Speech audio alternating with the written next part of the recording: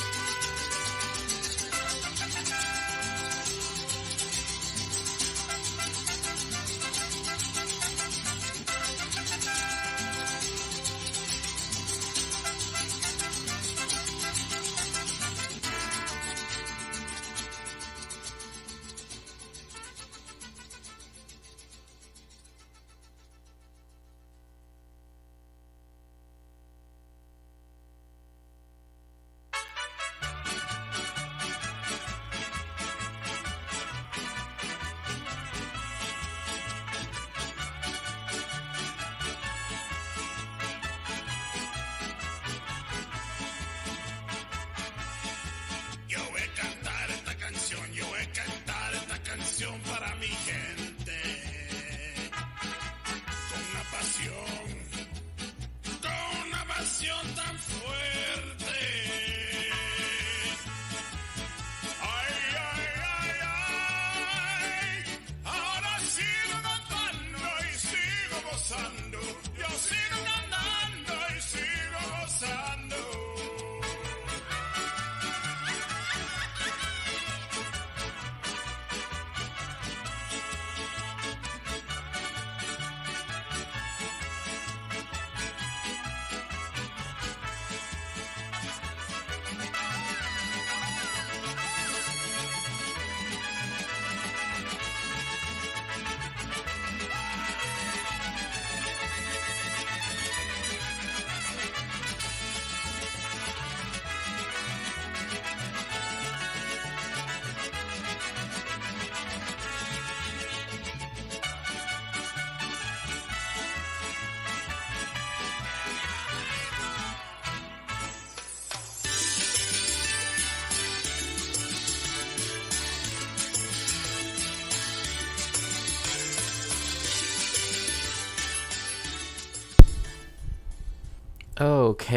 Okay.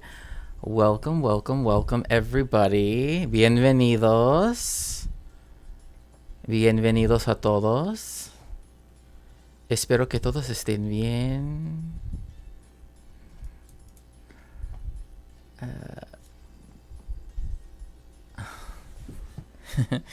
Chill beats fresh from the Zapatistas. I mean, that would be kind of interesting though. Zapatista, lo-fi Zapatista beats. Oops, I guess I technically spoke about something political, so now Twitch is gonna, you know. But anyway, yes. I thought I would play some, I guess, more thematic music instead of the typical. I do like the idea though of having something. I wish that I just had something to make it more intuitive, like mainly to remind me when to start playing the music, because I feel like I have to do so many things across the whole keyboard and everything that it kind of makes it a little bit difficult sometimes to like do things quickly. Yes, hello everyone. I hope that you feel better soon, Estelle. Welcome in LT9K. It's so nice to see you. And welcome in Full of Nicks. Welcome in Moenop. So for today, I actually have something that I guess I've been wanting to discuss. And that is the fact that I have been wanting to talk about more, cultural things and stuff like that. So I thought that it would be useful if we actually just, took a break from sort of other stuff that, is never, like research stuff, and, deep history stuff, and instead, of course, when I say deep history stuff, I'm of course referring to What If Alt Hist, of course, but more so that I wanted to sort of showcase some more Mexican cultural stuff. Taco stream, you're gonna see tacos in this stream. We do not talk about and sadly, because of the weird rules, like there were streams that I didn't get ad revenue and everything, so like on the Twitch side. So again, I recommend, if you would like to support me in some way, you can always go to my Linktree. You can always go to Throne, and there's a Help Shakespeare Survive Fund that you can contribute to, especially because I don't know how the situation will remain. I won't go any further in depth than that, but anyway, is it better for people to watch for you on YouTube if they are only going to use one platform? I mean, I would say that both platforms are fine, because obviously you can, if you subscribe, oh, Estelle, okay. Let me see here.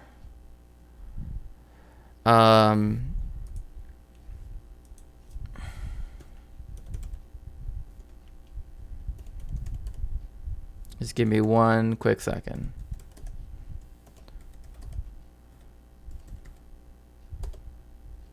Okay, so you should be good now, Estelle, once you start posting more stuff. But like I said, I wanted to do also something more fun, because right after this, I'm going to keep streaming on Twitch. It's still the main place where I get like revenue from, right? And especially like over the summer when I can't find any, real teaching work, etc. Even maybe I can get it for like, a 4-week course or something like that at, college or something. What I am trying to get at is that if you would like to support me, Patreon is the best way to make sure that your support does continue to reach me. Again, if you would care to. Again, I put a tier that is just like, if you just want to support, and I essentially made it the cost of a YouTube subscription, since I don't have enough subscribers to actually, to be able to get like super chats and stuff, because then otherwise I would like to think that it would be a slightly different situation. But right now, with the fact that there were like 4 streams that were demonetized, that really hurt, like in the sense of, but obviously subscriptions and everything on the Twitch side work. But again, like I said, if you would like to support me, you can always do so on Throne. There I have a Help Shakespeare Survive Fund, because again, I don't know what the situation's going to be moving forward. I'm still going to keep streaming though, and I want to be able to give a better schedule. But anyway, after this in particular, this stream, we will be having our community night. I thought Friday would probably be best to have like the consistent, like the constant one, right?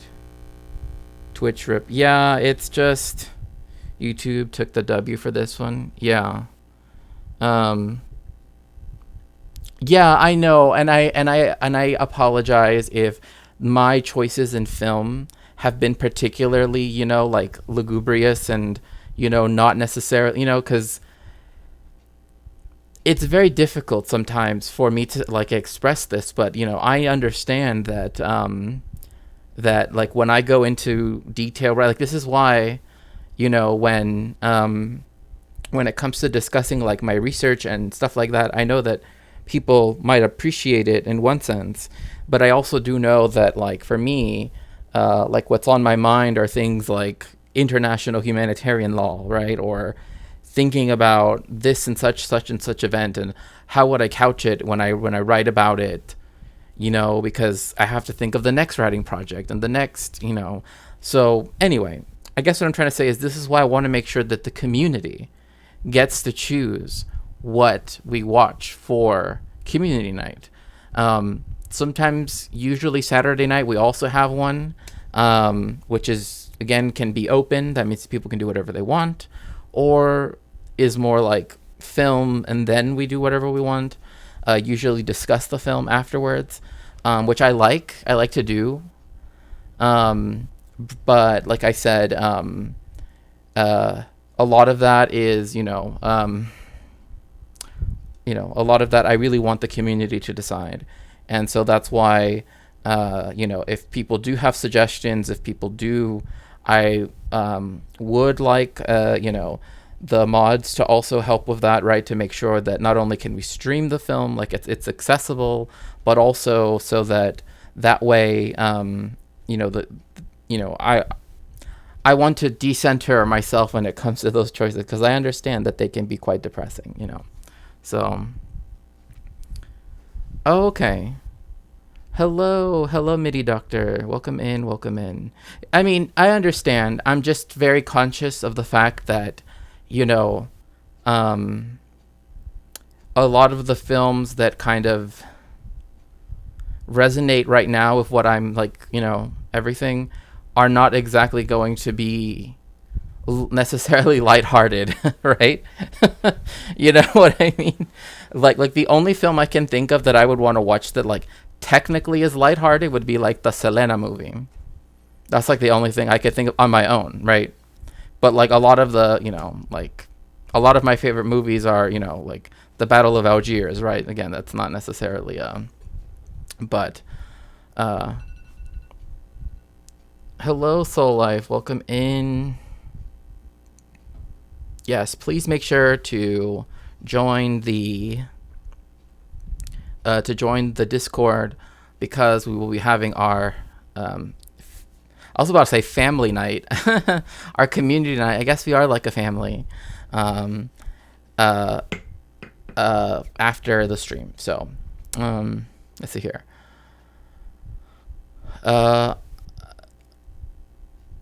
Shakespeare is supported by fake VPN. If you want to pretend to keep your internet activity safe, use the non-existent to give it a try. Brought to you by fake news.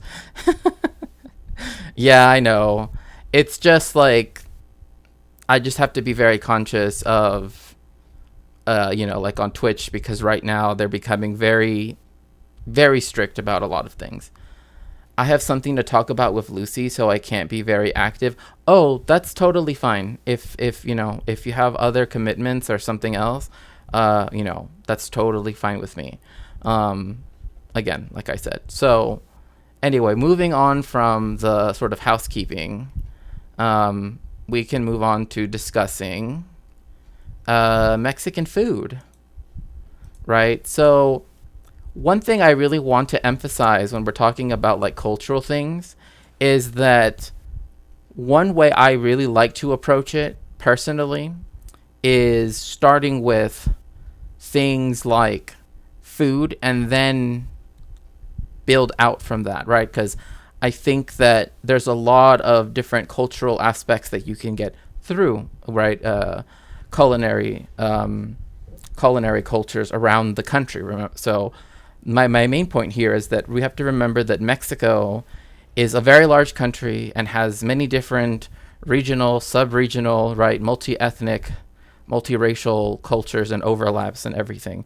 So the cuisine in Tijuana, right, my hometown, is very different from Mexico City, right? Is very different from Guadalajara. Is very different from the Yucatan. Is very different from. So this is focusing more on Mexico City. And so that's what we're going. He's very respectful. Yes, yeah. And he actually learned Spanish from what I understand. Like he's from California, I think. So anyway, so we're going to go through this and then we're going to see what we have here. I'm in Mexico City, and Mexico City is one of the, I mean, without a doubt, it's one of the capitals of food in the entire world. I have an incredibly special day to share with you today. I'm about to meet up with Lalo, who is from La Ruta de la Garnacha. So what garnacha means is like street food. Like that's what garnacha means, right? So Lalo, who has, you know, his own channel, he tries the street food, you know, particularly because he's from Mexico City, around the different areas, because again, a lot of these, even in Mexico City, which is huge, you have different like cities and stuff that are sort of located around it that also influence the culture. Like just south of Mexico City, you have the state of Morelos, and they're known for their barbacoa, right? So even though it's a really small state just to the south of Mexico City, people that live like closer to that part or to that state, even within the capital, like the state that now contains the capital city, you will often get more people that make that type of food. So he makes videos, he's a passionate food lover, and he's an expert on Mexican street food. And right now, he's gonna take me and you on the ultimate best tacos tour of Mexico City. So get ready to eat the best tacos in Mexico City. Okay, say hello to Lalo.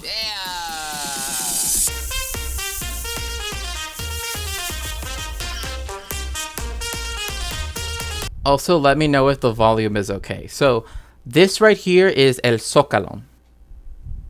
Which part of it's Mexico City. So this part of Mexico, this part of Mexico City is called El Zócalo.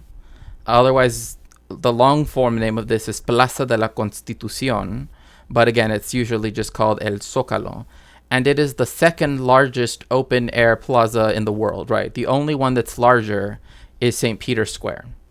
So here to the right, this like gray building that sort of ends where at the end of the screen here is the National Palace. So that's where, like the Spanish built that, and before that used to be like the administrative hub of the colony, among with other buildings, of course. And so here, the previous president essentially made the White House, like that's the best way I could compare it to, like the separate executive mansion, right, palace, made it into a museum about the presidency. So now we have presidents are supposed to reside and work at the National Palace. Now, if you go down this route right here, just down this street where the National Palace is, this cathedral, which is also known as the Metropolitan Cathedral, was actually built. Essentially, they started building it just after the conquest of, the Mexico City, of Tenochtitlan.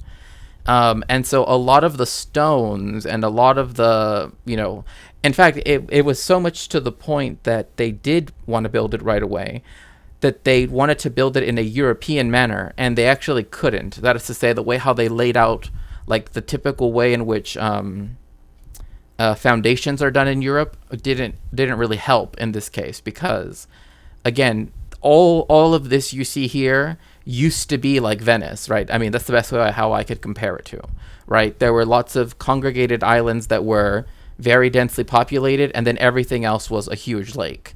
And the Spaniards, they saw all of that water and were like, what if we got rid of it and built on the mud?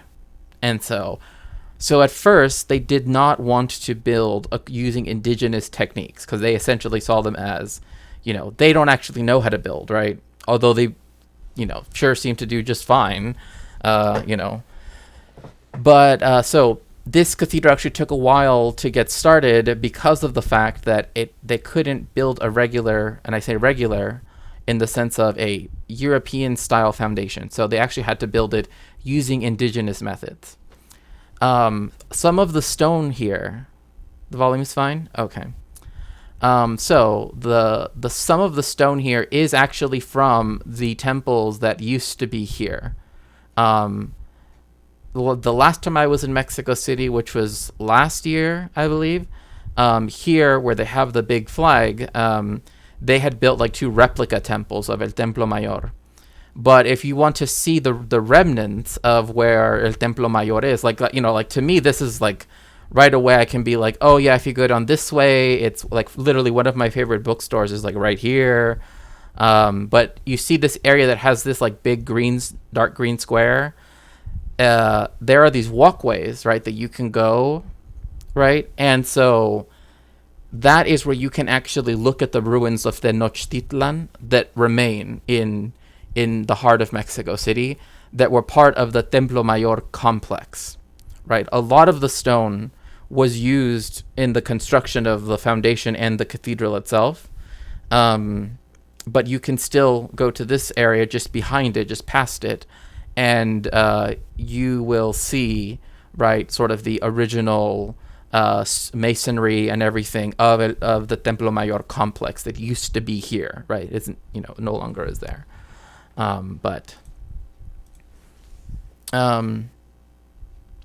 I have something to, oh yeah, sorry. This is like Swamp Castle from Monty Python. Yeah, essentially. Every 15th of September, this place gets packed because the president gives Grito de la Independencia, in which, they repeat the stuff that essentially started, right? That began the independence movement with Miguel Hidalgo. So anyway. We're going to first. We're going to eat, this is taco, the best taco guy in Mexico City. So we are going to eat tacos de canasta. Oh, tacos de canasta. So tacos de canasta. People will often ask, why is it called tacos de canasta? So canasta means a basket. That's what it means. It means basket. And the reason why is this is actually like if you are a college student or or a professor that's just like doing a quick teaching stint in Mexico City. But no, it doesn't really matter. It's these are the tacos of the people, right? They're very inexpensive. And the way in which they're made is they're essentially steamed and they're kept warm because they have like a covering where they put in the chile, right? The hot chile on top of them. So a lot of times they're like red, right? But you can get them with different fillings, right? So it's like frijoles y queso, so beans and cheese. But you can get chicharrón prensado. You can get, which is cracklings, right, that are tightly pressed down together until it becomes almost dust-like. And just other things, right? But these, again, are the typical food of, again, the day laborer, right? The masses. There actually was a famous Muxe person, right? And so Muxes are identified as third gender, but essentially would essentially be seen, at least the one that I'm discussing right now, come from the Zapotec culture and are people that, again, sometimes they identify in a non-binary sense, sometimes they will identify in a binary sense. In this case, she would go by using feminine pronouns. But she became rather famous, and she became Lady Tacos de Canasta, right? So for the morning. In the basket, right? Yeah, in the basket. Okay. Oh, that's something I haven't tried yet. It's amazing taco. It's cheap. Awesome. It's easy to get, and it's very delicious.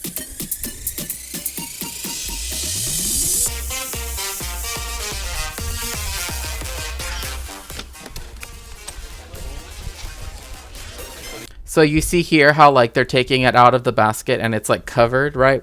So that steaming is what allows it to stay warm throughout the day. And once they sell out, that's it.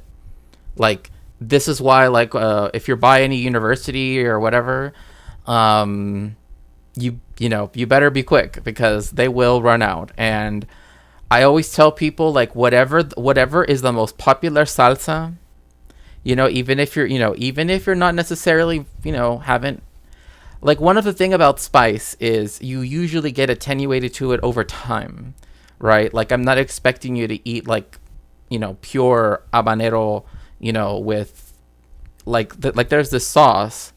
I can distinctly smell habanero, right? Like I know what it smells like.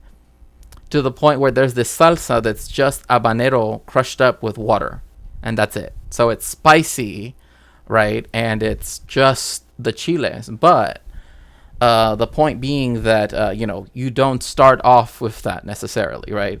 You can build up tolerance to it over time. So yeah, if you want it extra spicy, you can get it as spicy as you want. But if you're not used to spicy, which is totally okay, I always tell people, try whatever the most popular salsa is, because, again, you can just put a little bit, even just on like one of the ends of it or something, just so that way you can get a try of how it's supposed to sort of taste, right, so to speak. Are tacos de canasta normally eaten in the morning? In the morning. Or all throughout the whole day? No, only in the morning. It's Okay. more like 7 to 3 p.m.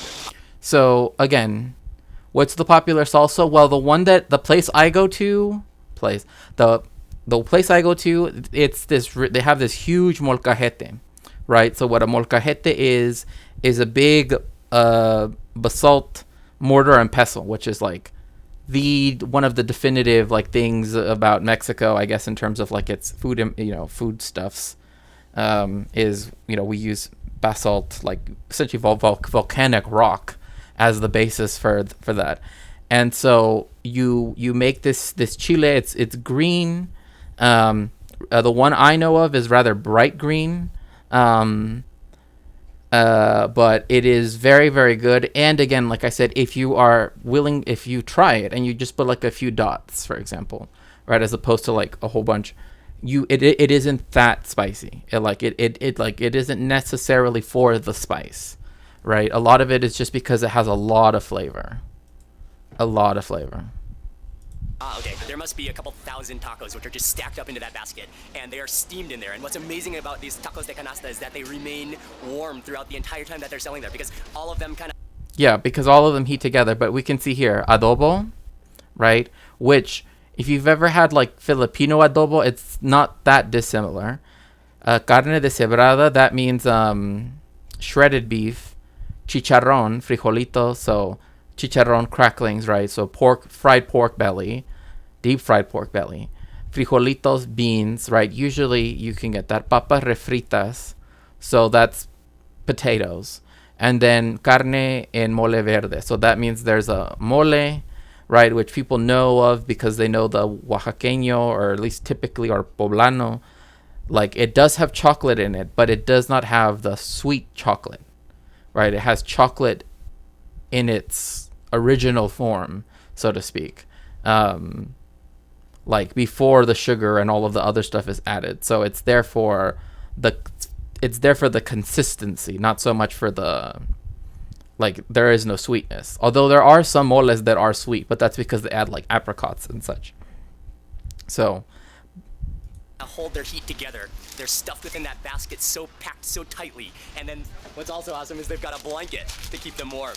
Oh, this will keep you warm in the morning too. see, that's one thing I always liked, was like the blanket. In fact, I have a very similar, like, this type of material blanket is very common in Mexico, especially, I mean, not uniquely, but it's like in the working classes, this is a very typical material. It's rather rough, but like, there are a lot of, like, there are even hoodies that you can buy of this, like in Tijuana, but now you can buy them like even here in LA, where it's called like Baja hoodies or something like that. It's like, it's seen as like a Mexican thing, but essentially, if one thing that you might dislike about it is that It has a lot of it collects a lot of like fuzz and everything, right? It's like that, but it is very, very warm. So it's essentially like a cheap polyester blend type thing with, but it does keep you very, very warm. And I always liked the idea of like, oh, we have los taquitos, right? We have the tacos, and we have to put this like warm blanket, and like, I don't know why, but like as a kid, I always thought that was like cute for some reason, right? That like, oh, you have to put a blanket around your food, right? To like protect it and keep it safe. Who are the drippiest in Mexico? The bourgeoisie or the proletariat?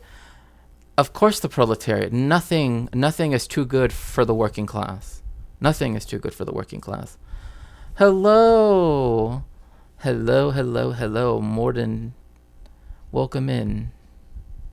It's giving Little Red Riding Hood. I get that. I see that. Yeah. Little Red Riding Hood. La Capuchita Roja. I see it. Welcome in, Mordant Inky Cat Mushroom. It's so. What movie are we watching later? I asked Estelle if she has a suggestion.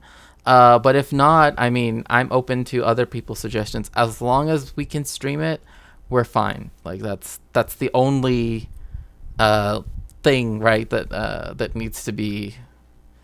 I've been playing around with a multicolored fist. Ended up with this, which I think it works in both dark mode and light mode. I like it.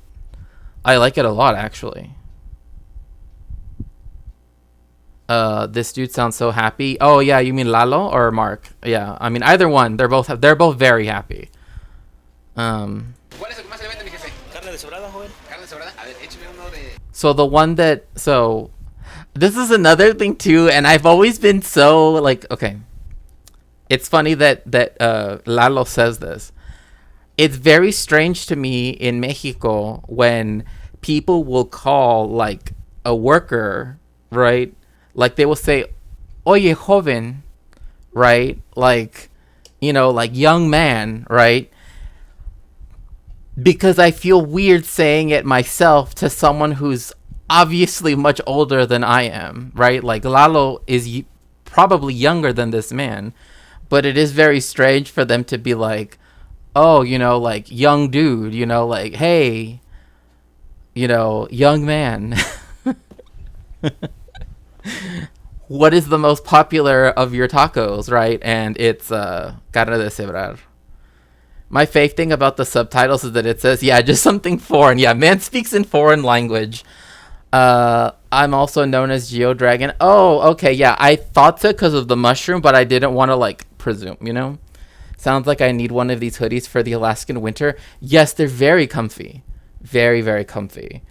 Also, yes, if you like other ways to support me, because Twitch is being very weird about their whole ad revenue thing, and 4 streams were just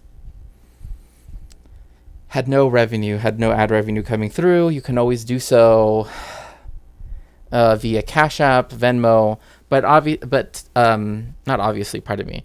The best way to do so would be, on Patreon, if you want to continue to support me in that way. Just so that way there's more consistency. But obviously you can also go to my throne and help me out with my research there as well. But speaking about, more, not necessarily research stuff, but more about like making sure that I don't have any more streams where I get no revenue whatsoever. Patreon would be the best place to do so. Man speaks in foreign language. Thanks. Now I get it. Yeah, I know. Like, I wish it would at least translate it.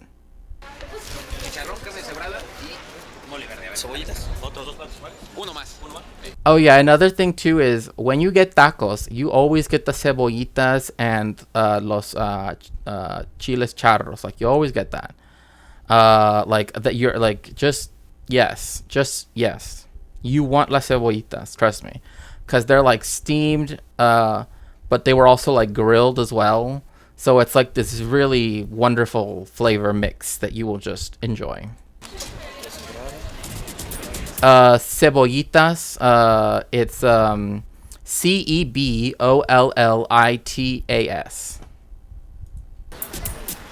¿También con cebolla, joven? Sí, con favor. Sí. Gracias. Sí, joven. Gracias.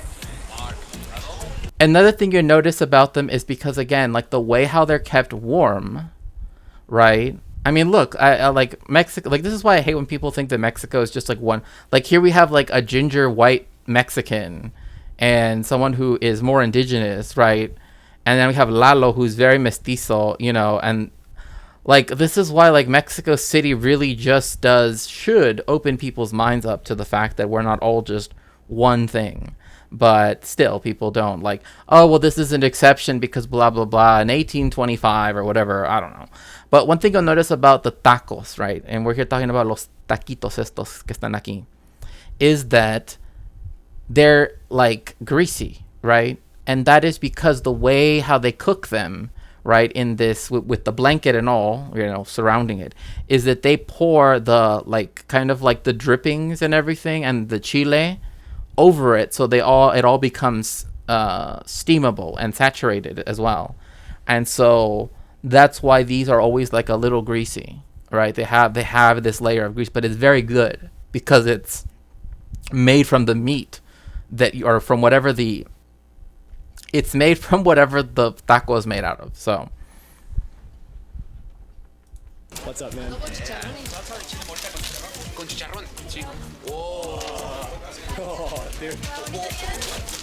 We're moving over here to the salsa station, and they have a couple of different salsas. This particular salsa right here, it includes chicharrón. Oh, man. oh yeah, there are lots of salsas where they have like this, like it has chicharrón in it. Try it. It's very, I mean, especially usually if you're gonna get chicharrón tacos, you want to get the salsa that has chicharrón. But even if you could just get like an extra tortilla and just put a little bit of chile, you know, roll it up. Oh, that is so good. And behind it is so we pickle in Mexico. We pickle like jalapenos, cebollitas, so onions, and carrots, right? And so right behind it is this like thing of pickled jalapenos with the onions and the carrots, and those are very good too. And those are not necessarily really spicy, but they do have some spiciness to it, right? Like, now, if you bite into the jalapeno, right? If you just bite into it and get all the seeds, then te puedes enchilar, you know? So, yeah, chicharrón. 2 R's, but otherwise, you did wonderfully. This video is making me so hungry. Trust me, I know exactly what you mean. How could they think of anything better than that? Okay, so the salsa I was talking about looks like this, but it's pureed more. Like the place that I go to in Mexico City. I obviously am not gonna say the name, right? I don't want to give any particulars, but the one I go to, they like their salsas to be. They don't like them to be like really chunky like this. Instead, they make it so that it's as like,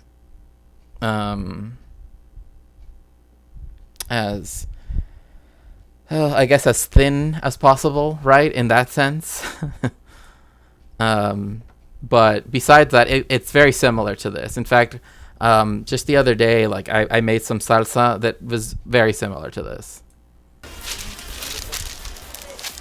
Well, we're gonna start with the chicharrón taco de canasta, and we added salsa de chicharrón onto it. So it's chicharrón on top of chicharrón. Oh, welcome in, Franny Fio Raiders. Thank you very much for rating this stream. I really appreciate it. Habituation Room. Oh, yes. Of course, Francesca. Thank you very much for the raid. I really appreciate it. If you would please, of course, make sure to like and subscribe for this stream. I am Shakespeare. I am a cultural historian. And I usually talk about Jewish and Latin American history. So welcome in, Raiders. I really appreciate it. Make sure to refresh so that you get counted as a viewer. And yeah. It's time to get cozy and hungry. It's fried pork skin on top of fried pork skin. That is all you could ask for. Oh wow. Oh, that's insane. So flavor. Yeah, it's so soft. It's just absorbed all of the flavor from the sauce. Yeah, it's so. Also, so many places, pickled onions, are my favorite onion preparation. Yes. I like las cebollitas that so these the onions that they have here, they're a little bit spicy, but there are some that are made like in a more general way. Those are very good. Yes, welcome Frantifa. That's right. welcome in. I appreciate the raid. Chicharrón, it's amazing. It's really big one, really big one taco. And you know, for me, and I think that the taco is the most delicious thing in the world. Okay, I would say this is it's a close thing, right? Like there are different street foods that I think are up there for sure. Tacos are definitely up there, but that's also because they're very versatile, right? Like, you know, like one, it can like, I mean, I'm even picky. Well, I can be picky even about the type of tortilla that I use, right? Like, oh, I prefer this type of corn as opposed to, you know, sometimes, mainly because it's about like flavor, right? Like the way how tortillas add to the flavor. So Because tortilla for the Mexican it's our plate, so we eat our plate. Taco it's everything. You put it on a tortilla. Sweet, so sweet. Very sweet. Oh, really good. The next taco is the mole verde, and it is you can see the green mole in there. You can see there's some meat, and then you can see potatoes in here too. So it's actually quite hearty. this is why this is typically seen as a breakfast thing and like a lunch thing, particularly for students at like the university. Again, it's not unique to the university, but like if you go to like UNAM or, you know, Xochicalco or other universities, you will see people selling tacos de canasta, Iberoamericana, etc., etc. Like all of the different universities in the Oh my goodness. Oh, thank you so very much for the hydrate. Yes, make sure to hydrate both me and chat. And oh my goodness, thank you so much for the resubscription. I very much appreciate that, Looney Tunes. So. Oh, that's good too. Chicken, so good. You can taste maybe the green chilies in there. Then you can taste the potato, which is kind of creamy, and then also the shreds of chicken throughout there. I think it would be even better with some salsa. I will say one thing is, and I know I'm pausing a lot, but that's just my thing. I would say, is I do like how they just eat like you know, like some people are very strange about like eating on camera, and I get that. I totally get that. I like how they're just like, I'm just gonna eat it, you know, like however I want to, right? That's actually, you know, I don't know. Yes, thank you so much, and thank you so much for supporting the stream. I really appreciate it. Awesome. Okay, that salsa with the chicharrón in it, that's a game changer. Yeah, we need to close the videos. That's it. We ended this day. This salsa, man. it's the best. The tacos are amazing, but with that salsa, chicharrón, it's unbelievable. Good job. By the way, in Mexican Spanish, I'm not saying it's, again, unique to Mexican Spanish, but the word for a tip is propina. It does not mean propane. Because I have had someone ask me why there are all these signs that say, thank you for the propane. And I'm like, what? What do you mean the propane? Like, and I'm thinking, and then it was propina. And I'm like, oh, I see. No, that means tips. Thank you for the tips. Not for propane. Do you like fish tacos? Yes. Yeah, tip and tip accessories, right? I do like fish tacos. I'm like, my hometown is the next big city over from well, I'm from the same state where like fish tacos as we know them now were invented, which is Ensenada. You know, where they're like coated and fried and everything. And so, yeah, I grew up with a lot of that. Like, a lot of things like with fish and all of that is super common. I like fish tacos with sriracha aioli. Oh, I did see that there's this like, and I don't know if it's just like here because I've only seen it at Stater Brothers, but there's like this like alternative sriracha that you can get. It is sriracha, but it's just mixed with something else, right? Like it's mixed with like something with another sauce, but it's still sriracha. Like like if you were to smell it, it smells just like sriracha, just slightly different. But yeah, I have seen that, and I have seen people put that on certain tacos because there also are a lot of fusion places too. Like even back in Tijuana, and also definitely in Mexico City, you see a lot of these fusion restaurants where you will see something like Comex cuisine, which is Korean Mexican food. So you'll get like, like, or other foods as well.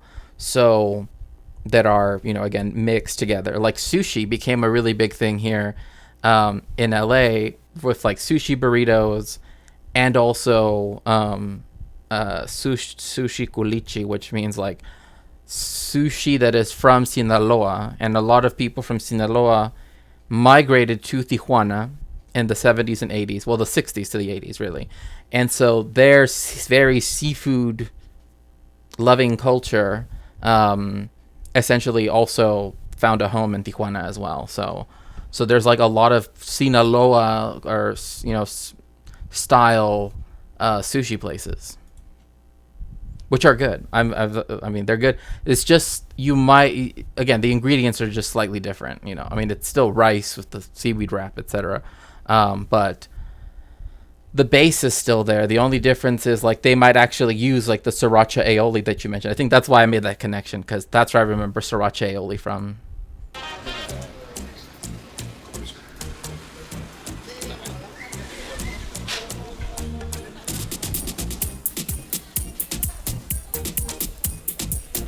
And it's just another thing I want to point out, just because, again, this is like the beginning of me discussing this, is you can see, right, that usually you stand, right? Like this is, like you don't really sit down. This like it's real street food, right? Like they might be in like a shopping center, like a little space, but there's really no like sitting room, right?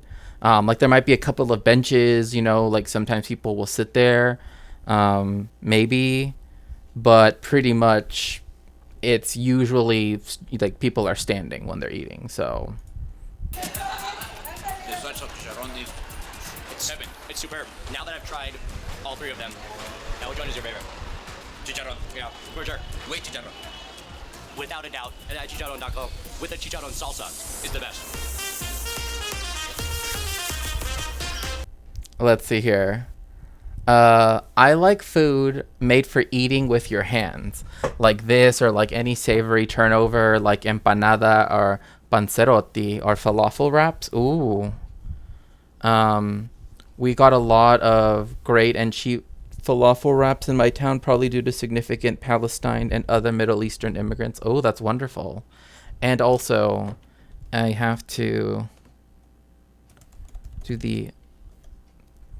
that we have to remember from that Palestine will be free far sooner than we might ever think. So I would just like to say that. Is ceviche sushi a thing? Yes. There used to be a restaurant actually in downtown LA where I used to know someone that would get like a sushi aguachile, which is different because it's not all like mixed together. Right? Instead, it's like, it's almost like sashimi, right? Yes, Palestine will be free. It's like sashimi, and it like the agua chile, right? Like with the spicy water. I mean, that's literally what it means, like chile water.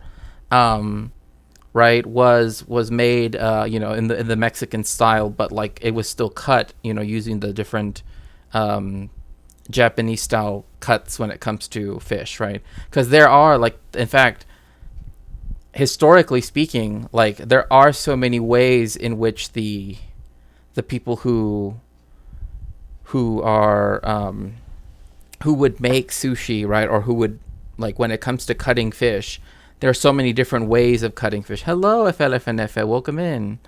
That like they would have cuts, and again, as to the full extent of whether, how cognizant people were of any particular cut of fish. There was like moon viewing carp, right? And they would cut it a particular way, right? Like, and there was one that was cut a specific way when they were about to go into battle, right? So it's like, again, sort of this very consciousness, this very conscious relationship to your food that we kind of don't really have in a lot of places. So yes, that's right. TCTTV is a part of the network of trans streamers that has Adrian Vixen, and also, you're right, and other people like John Ross. Wow. The name is Tacos Joven. Tacos de Canasta Joven. Muchas gracias. Hasta luego. Muchas gracias. So yeah, that's about right. It's like when I used to live in Tijuana, so this was years ago, tacos were 10 pesos. So that would be closer to 50 cents back when I still lived there.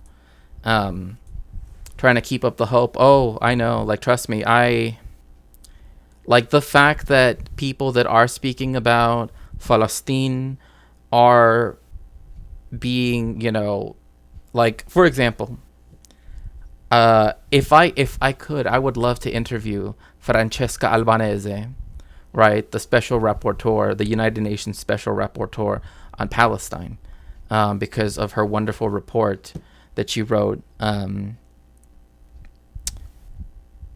Genocide as Colonial Erasure. But, I know that,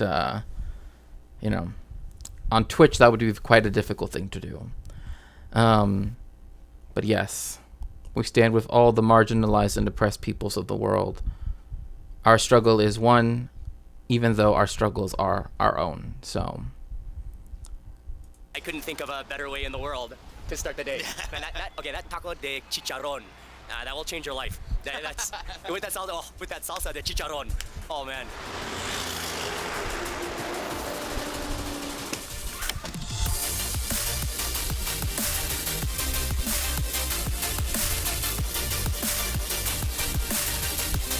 This is the place. Okay. oh yeah, one thing is, if you like art, like city art, you will find so much in Mexico City. I mean, you will find it anywhere, but there is a very special, right, when it comes to like murals and all of that, that just like is all over the place when it comes particularly to Mexico City. Of course, there was a period known as muralism, right, that's very particular to Mexican history, right, where you have Orozco and Diego Rivera, et cetera, so we have that part of the art history.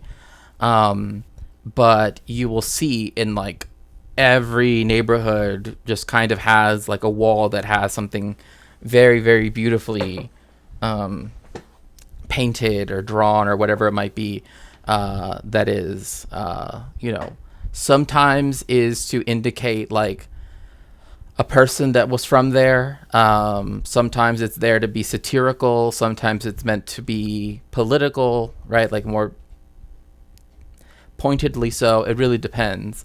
But I remember like in Tijuana, there was one neighborhood where they had a really, really nice mural painting that was essentially, I guess, would be of Emiliano Zapata, right? And it just stuck with me. Like, I can't, like, it essentially had like so people know like the Mexican, like the flag, right? It has like the cactus, right? And then it has the eagle and so it was, instead of having the eagle and the snake, right, it had Emiliano Zapata sort of like standing behind the cactus, right, and sort of, being that symbol of Mexico as opposed to the eagle and the serpent, right? So It was a really small place, but now it's almost a corner. See that? Wow.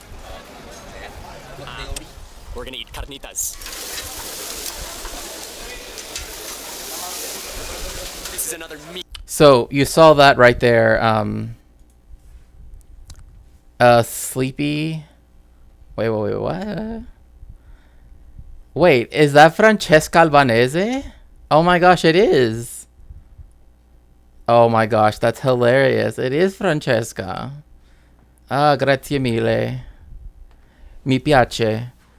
Uh, sleepy but also hungry. What should I do? Have some tacos de canasta.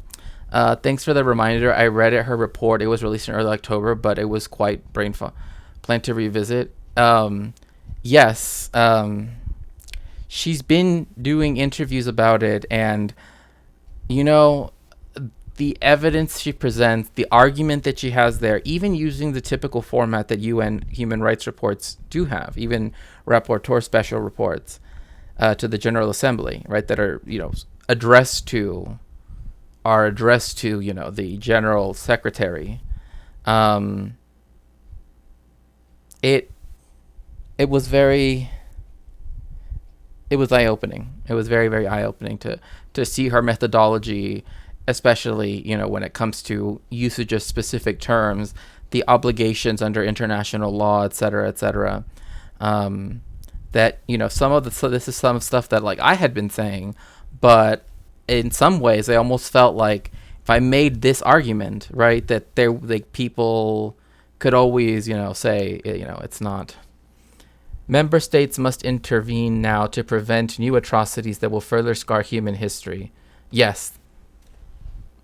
And that was one of the things, right? That it's like the states that refuse to intervene, that have the power, particularly in the Security Council, who have particularly that duty to intervene.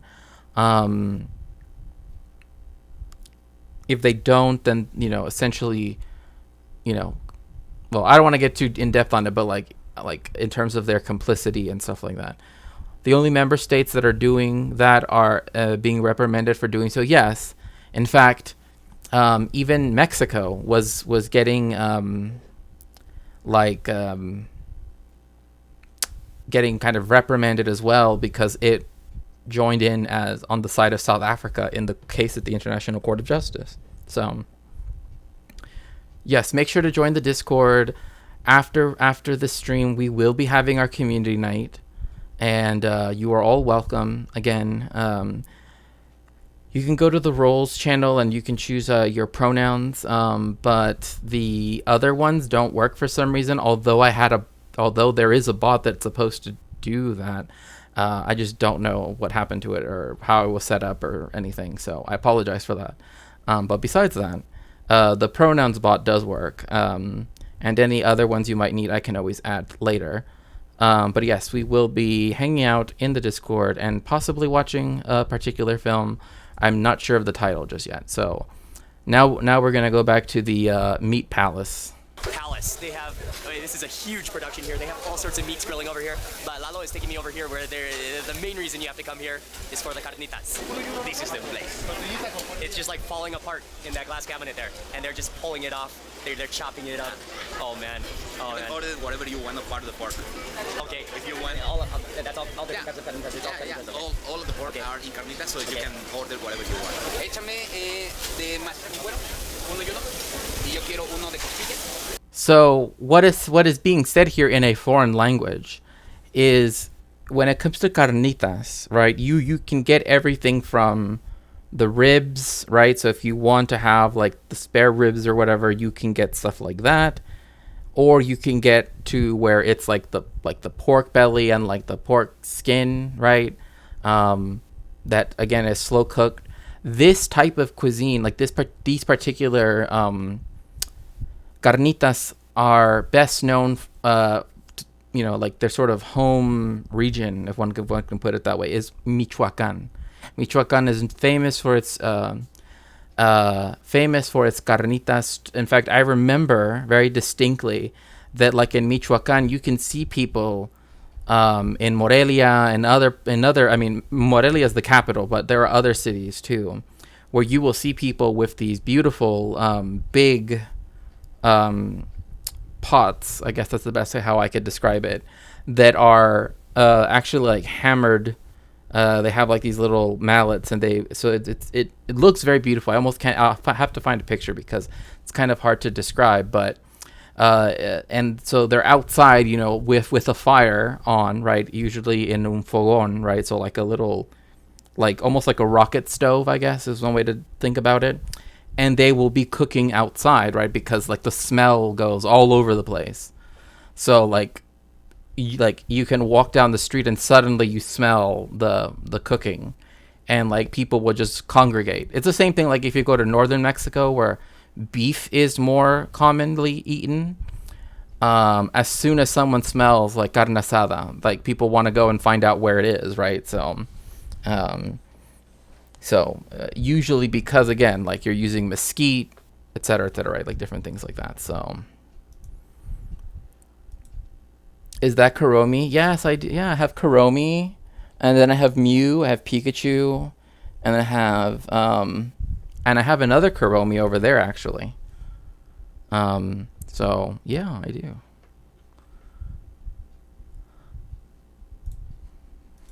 Y uno de hace cuatro, mi jefe. ¿De qué cuero? Dos de maciza con cuero, costilla y uno tienes look at that. Well, they're huge. As they pull the meat out of that tub of carnitas, the whole thing shakes because it's so soft. It like wiggles. And then you see the... So one thing about carnitas is that, I mean, this is how, like, I remember when I was younger, and the way how it was described to me is you have to put a very, very distinct salsa to, like, cut the fat, right? I think that's a very typical phrase in English, too.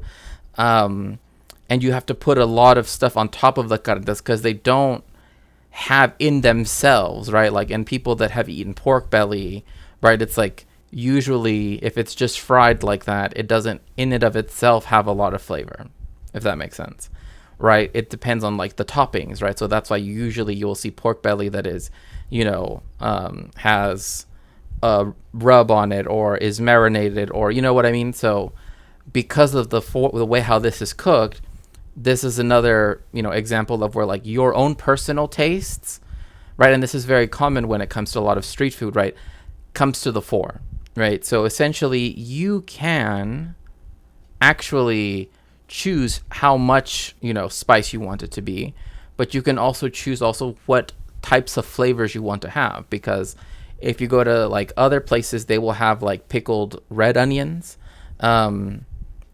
that are also mixed with like cut pieces of habanero, right? Because usually people want the spice to quote unquote cut the fat of the carnitas, right? So chopping up the meat, so they chop up the meat really finely, then they stuff it into big tortillas.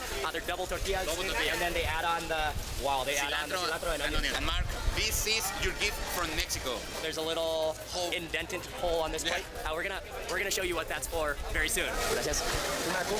I got two different types of carnitas. One is a mix of meat and fat, and then the other one, costilla. Yeah.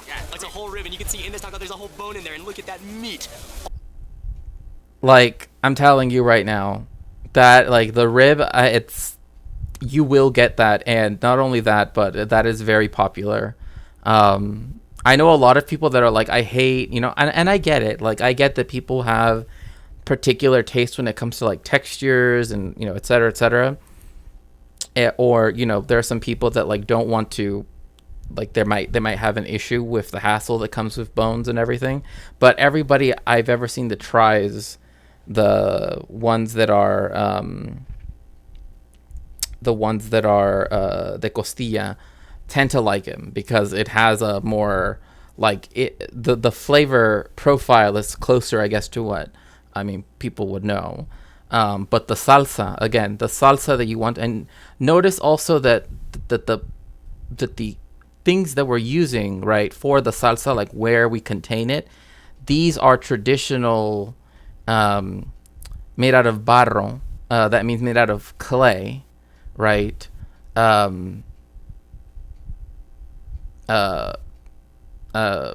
Like pots or pans or containers, right?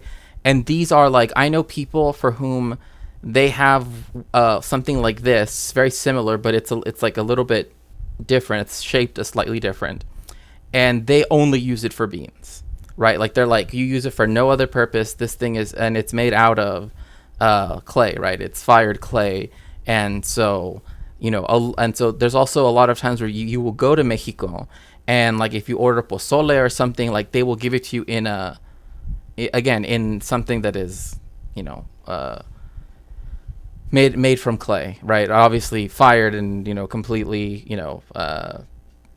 made, and it's fully done. But the point being that like a lot of the artwork is also traditional as well. Like all of the stuff is again very typical for the center of the country, although again it's found all over.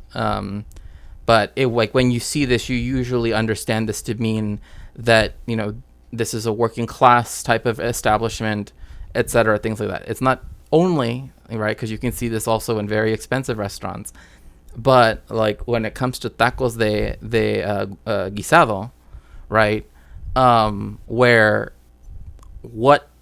tacos de guisado essentially are, they make a lot of different types of dishes, right? Usually, like, I don't want to say like leftovers, because it's not leftovers, if that makes sense, but it's stuff that it's not like carne asada, it's not like adobada, it's not like any of this, right? It's more like frijoles con papa, right? It's like, and it tends to be less expensive as well. But they have all these different little containers that look like this, and that's actually what it's named after. And so people will get like, nopales con huevo, right? Blah, blah, blah, these different tacos, right? And so like knowing what you're going in for is always important. But yes, when it comes to the salsas for carnitas, they do tend to be very spicy because, again, they want to cut the fat, right?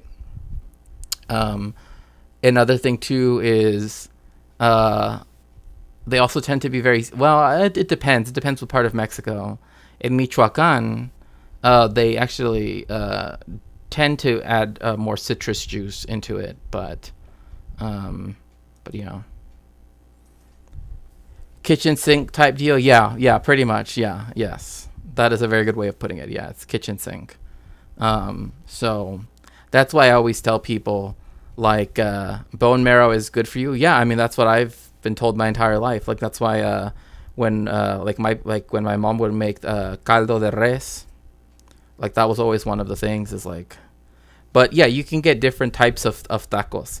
Tacos de guisado, though, those are the ones that are like each place has its own unique thing, right? Like chorizo con huevo, chorizo con frijol, like they, and there are even places where the entire thing is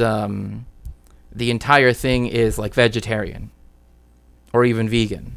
So like that's why, like, I tell people, like, oh, don't assume that taco means meat, right? Because there are some kosher places even in Mexico City where they're all vegetarian. So you will get tacos that are not cactus, zucchini blossom, right? Zucchini blossom tacos, those are very good. And so you'll get a lot of more proletarian meals, as some might say. Bone marrow is also where your blood cells, both red and white, are made. That's right. Very, very true. Oh, that just looks fall apart tender. Oh, that is unbelievable. It's gonna just slide off the bone without a doubt. Oh yeah, see this salsa right here? This is the salsa I'm talking about with the tacos de canasta, because this one is spicy. Green salsas are spicier than red salsas on the whole. Like, I don't like, but that may be true. But red salsas have more distinctive flavors, right? Because there you will have like chipotle being used, like the actual chipotle, where you get that very smoky flavor, and and same thing with like salsa de birria and all of these things, right? They tend to be red, so they tend to have other ingredients. So it's not as just chile and blank, as you get with green salsa. But with green salsas, they tend to be far spicier than the red ones, by far. I made potato burritos yesterday. Ooh, that sounds good. I've never had this, but I've heard that if you use goose fat, that apparently that's how you make the best roast potatoes. That's like a French thing, apparently. It's kind of like how I like to consume sweet stuff with bitter coffee. That makes sense too. I mean, like in Mexico, like we usually we at night,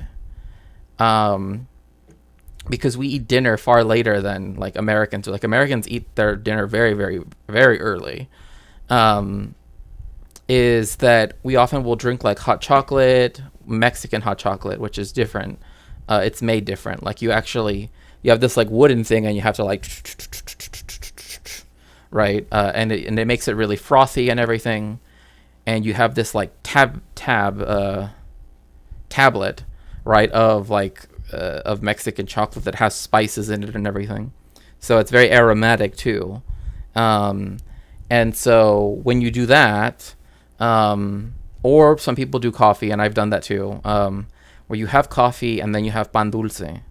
So you have like conchas or puerquitos, whatever the panadero that comes around to your neighborhood sells.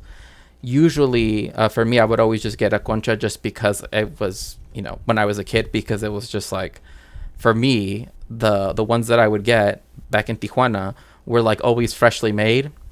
And like freshly made conchas are just, it was very, very good. That's style, man. That's taco style, man.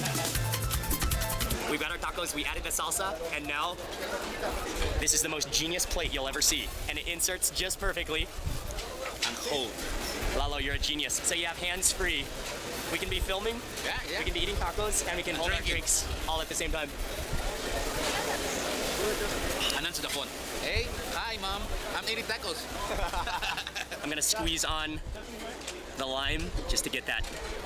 Also in Mexico, they usually call lime limon. I mean, there is a distinction like in French, right? Like citron vert, citron jaune. But typically when they say limon, they just mean lime.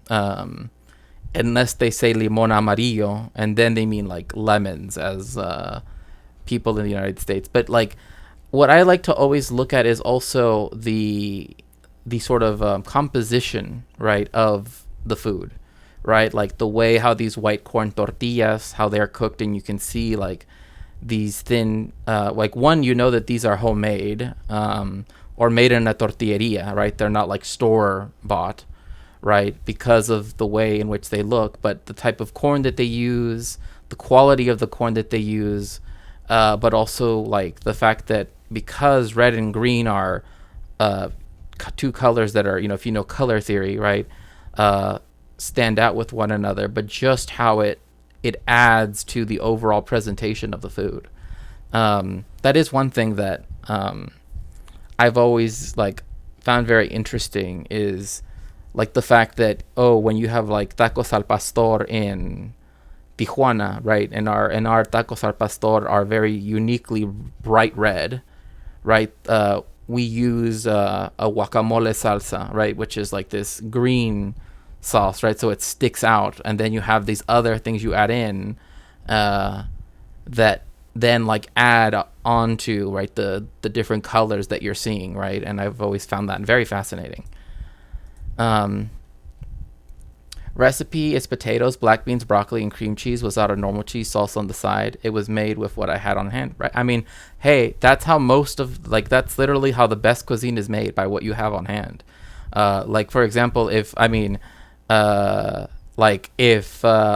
know what sancocho is, it's literally like,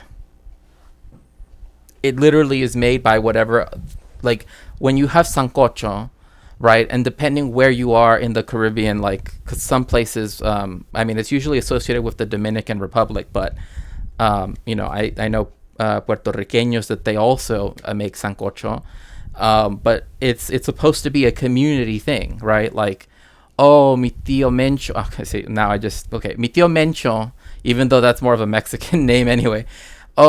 He's gonna bring, he's gonna bring papas, right, potatoes, and mi tia Lucy, she's gonna bring jitomates, whatever, right? And like everybody brings different things, and it goes into the sancocho, right? But like the spicy blends and all of that stuff is, already. I thought I would share for the vegetarians or people low on ingredients in chat. Oh yeah, I mean, like, again, that's why I wanted to point out that like most Mexican food is like, if you go to Mexico, is usually, if again they are going specifically to places where their specialty are meat tacos, right? Those, but like if you go to the tacos de guisado, right? There you can find a lot of vegetarian, even vegan options. Like one of the places I go to is specifically vegan. Like it's known for its vegan tacos and for its other vegan options. It also sells like juices, right? Like fresh carrot juice, fresh orange juice, stuff like that. But the point being that like don't feel that you're left out of, doing, going around eating street food, because there's always a vegetarian option. There's, and depending on how strict that needs to be, like, you can always find other options too. In the same way in most tropical, arid, equatorial climates, because lemons aren't drought or heat tolerant, so they don't grow well much throughout Latin America, Africa, and so on. Yeah. And and that's because, I mean, again, like, this is why, like, the Caribbean is known for its lime production, right? And same with Mexico. As opposed to lemons, for that reason. So. Extra citrus component, which is a must in tacos. And I'm gonna go for this one first. This is the carnita with a mix of skin. You can see the chunks of skin down there. Wow, that's a lot of meat stuffed into a tortilla. Also, I'm gonna give a little life hack here. A Mexican life hack. One, always ask for your, well, usually in Mexico they will put 2 tortillas for your taco, but if you really want to, you can always make another taco with some of the excess, like if it feels like it's a little bit too much in one taco, you take out the second tortilla, spread it out a little bit, right, between the 2 tortillas, and now you have 4 tacos, right? Like, let's say you order 2, right, and they're both a little bit too much, and you move them into that, and now you've just doubled the tacos. And it gives you more room to add, like, toppings that you might want. So it's just a friendly suggestion. But it doesn't work if the taco is like the tacos de canasta. It wouldn't work in that case. It has to be ones where the tortillas are dry in themselves. So that's the only caveat on that. Unbelievable. The skin is soft. It is. Yeah. It just sort of like melts. Yeah. It melts. The salsa, it's a little spicy. What I always say, and I don't know, like, I always say this, like, if someone that's known for liking spicy food tells you something is spicy, listen to them. Please listen to them. Like, for some reason, when people say, "Oh, it's a little spicy," I know, if my mom or like if my grandfather were to say that, I know that I'm about to eat something that is like, like Scoville ain't got nothing on that, right? Like the Scoville system doesn't even register, right? So again, like, if there are people that like it stuff that's really spicy, and they tell you, "Oh, this is spicy," take them at their word and proceed with great caution, because I've told people like this, like, sometimes they made like burritos de carne con chile, or chile con carne, however you want to phrase that, and there will be times where, like, again, sometimes it will be made spicier, sometimes it will be made less spicy, but I always tell people, like, I'm just gonna make up a name. If my cousin Arturo, right, if he says it's spicy, it's spicy. Did he say quiz sauce? Is that what he said?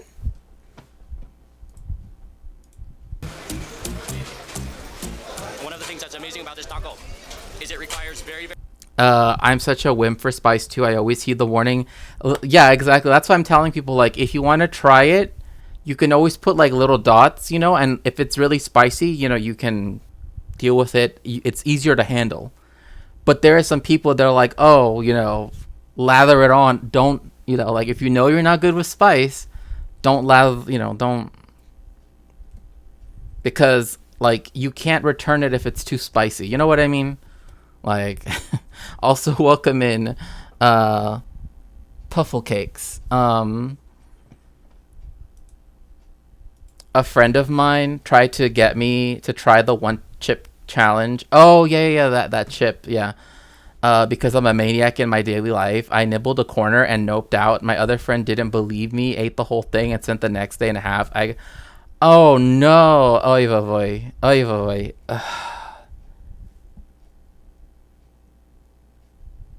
No, please don't do that. Please, don't do the one chip challenge. I think they're technically illegal now. I might be wrong. Yes, please make sure, if you would like to support me, especially right now that Twitch is having weird stuff happening, please do so via Patreon. If you sign up at the level of where you just want to support, right? It's the cost of a YouTube membership. That's kind of how I decided to do that. But if you would like extra perks, you can sign up for the extra perks, which you get like stuff like the series of essays that I'm writing, that I hope of articles that I'm writing on the history of Zionism in Palestine from 1917 to 1950. So, and make sure to join the Discord, because right after this, very soon actually, we will be having our community night. You can put more spice in, but you cannot take it out. Exactly. Like, that's the thing. It's like, if people give you an option, because there's this place in Monterrey. Oh, queso na quiz. Oh, okay, no worries. I thought he said, okay. So there's this place in Monterrey, and they give you like different levels, right? 1, 2, 3, 4, 5, right? Because, it's close to Texas, and, it's close to Texas. I'll just put it like that. But then they have a 6th level, right? And they say like ranchero spicy or something like that. I forget how they say it, but I think it's like ranchero fire. I don't know, something like that. Anyway, point being that if you get that, if you get that, that is literally like Dante could not imagine a level of hell that was just made for like certain types of very delicious but very spicy foods, right? That just have their own level, down there in the inferno, right? Like they're just their own level, right? It's like past the capital of hell, right? It's a few wrong, but it's like one of the few positive places down there. So, yes. very little chewing. Chew twice, and you can swallow it because it's so soft, and it's just it's melting together with that meat, with that skin. That's another thing too, is like, if you get a costilla, right, that is usually going to be drier, right? Like if you've ever had barbecue ribs, like, you kind of know this, right? You can have fall off the bone. That is true, depending on how they make it. But if you get the like pork belly stuff, like, that is going to be very, very, very soft.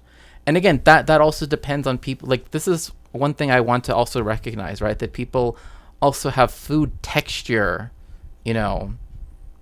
preferences, right? Because I think they're often foregone or like forgotten, right? Because people say, oh, well, it's just tacos, right? But again, like I said, when it comes to tacos, the spectrum is very wide in terms of what you can put inside of a tortilla, right? So never feel like you have to eat anything, right, that you don't necessarily want to. Like, if you really want to eat tacos de mole, we'll go get tacos de mole, you know what I mean? Like, but if you're like, oh, I don't like stuff that's so squidgy, like right here, what they're describing, where it's like melting together, right?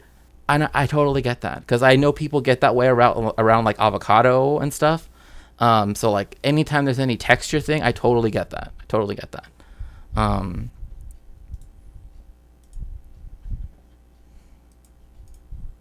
onions in there give it a crunch. You've got the refreshing cilantro, and then that salsa, and then that squeeze of lime. It's just all Oh, speaking about cilantro, if for some reason you have the cilantro soap gene, I suppose,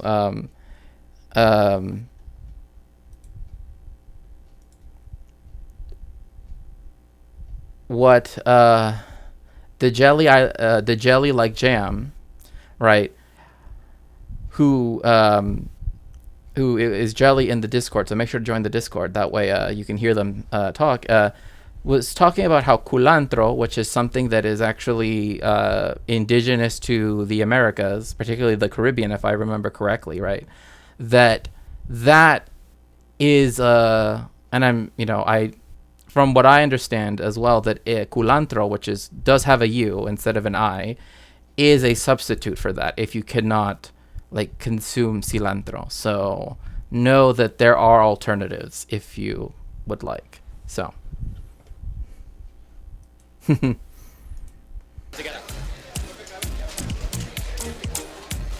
I have never had a taco or seen a taco like this with an entire bone rib in the taco before. So you can see, okay, so there's onions and there's cilantro, and then it's the whole bone of pork in here, the whole rib. It's inside of the taco. So Lalo told me that you can either take out the bone right now, or you can just start eating it and just work your way around the bone. I think I'm just gonna work my way around the sounds so weird. I'm just gonna work my way around the bone. I don't know, just anyway, yes, lots. So again, like the salsa I was talking about earlier for the tacos de canasta looks just like this. Very similar. This is a very common salsa in Mexico City, like standard.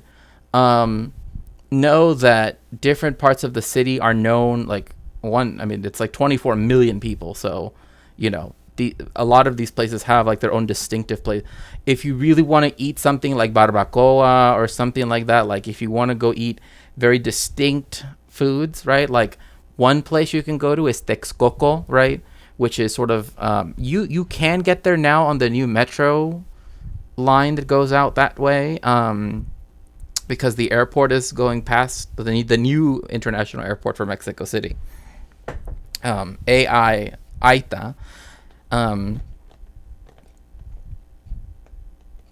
Is close by, but there they have a whole market, and it's like a big covered market, and there's like this very long, but it's not like a tall staircase, right? It's just very spread out, but it's like going up like a small hill, but every level it's like a different, right? Like different taqueros and stuff like that. And they sell all different stuff. Like it's not just tacos, right? It's like you can get like caldo, you can get sopa, you can get all this stuff. But Texcoco, there they have the people that get up at like 3 a.m. to make the barbacoa and all of that stuff. So like depending on where, because I also know Mexico City too, right? Like that's where my family lives and everything, right? Is that like depending on where you go, that's always one of those things, right? That like, if you go to Texcoco, which is inside the Mexico City Valley, but kind of like at the edge of it, that's where you go for a lot of that stuff that's made. Again, like the word barbecue does come from barbacoa, and that's why barbecue, as we understand it, right, is like slow cooked, right? Things cooked over a long time. Whereas like in Yucatan, you can get cochinita pibil, which is also cooked for a long time, but you mostly find that in Yucatan. That's a thing that's associated with the peninsula. And then if you have something like birria, which is associated with Jalisco, and also interestingly enough with Jewish Mexicans from that community, because they often will make it with goat or with beef, so 2 kosher animals essentially. You will often see that, but you have to go to Jalisco to get that. Like that's where the OG stuff is at. So barbacoa is also an indigenous Taino word. Oh yeah, that's right.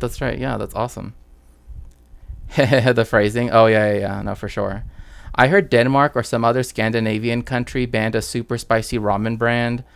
Oh yes, I remember. And it's funny because now they sell it at like, Well, here at the Stater Brothers by me, at the Stater Brothers by me, if you go into like the like Asian or international foods, right, which is always like Mexican, well, not even Mexican, it's like salsas of various, places,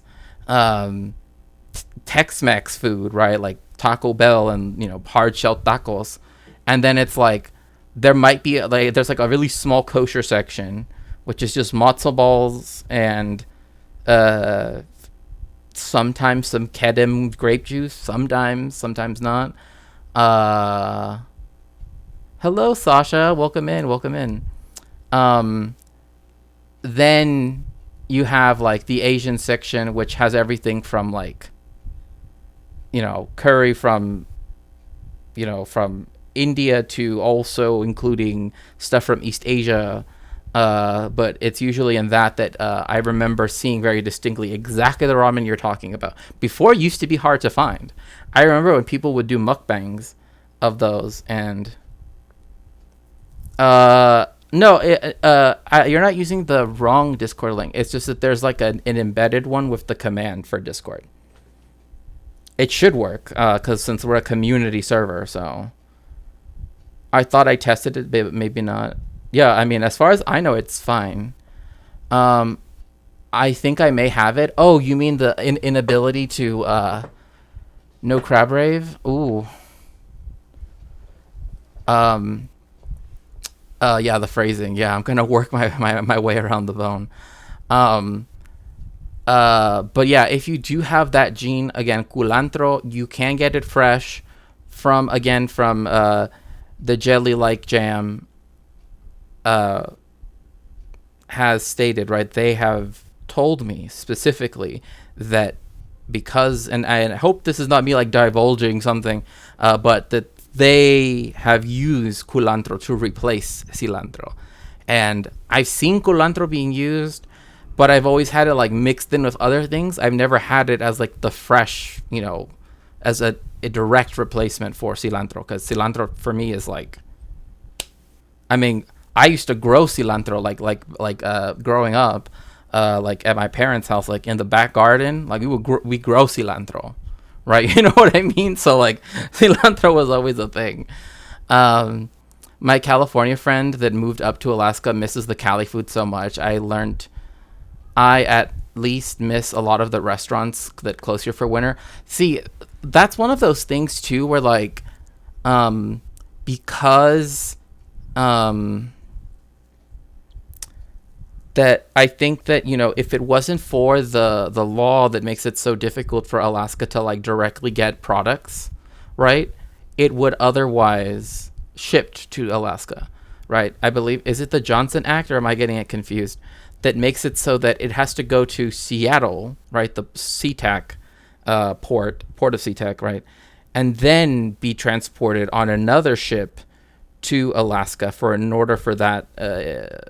But yeah, if you're not one of the contiguous 48 states, you cannot get direct importation of food or other stuff, right? Even though you're supposed to be a state on par with all the other ones, the contiguous 48 have this special quality about them. I wonder what it is, especially seeing as like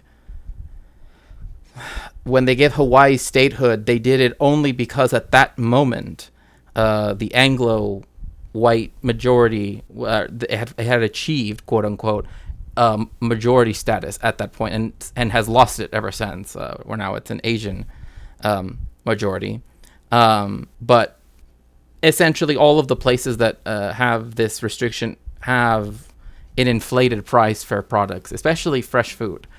And I would imagine it's even worse during winter. But I miss all the food I had access to in Hawaii, as in sushi, poke, burritos, curry, homemade ramen.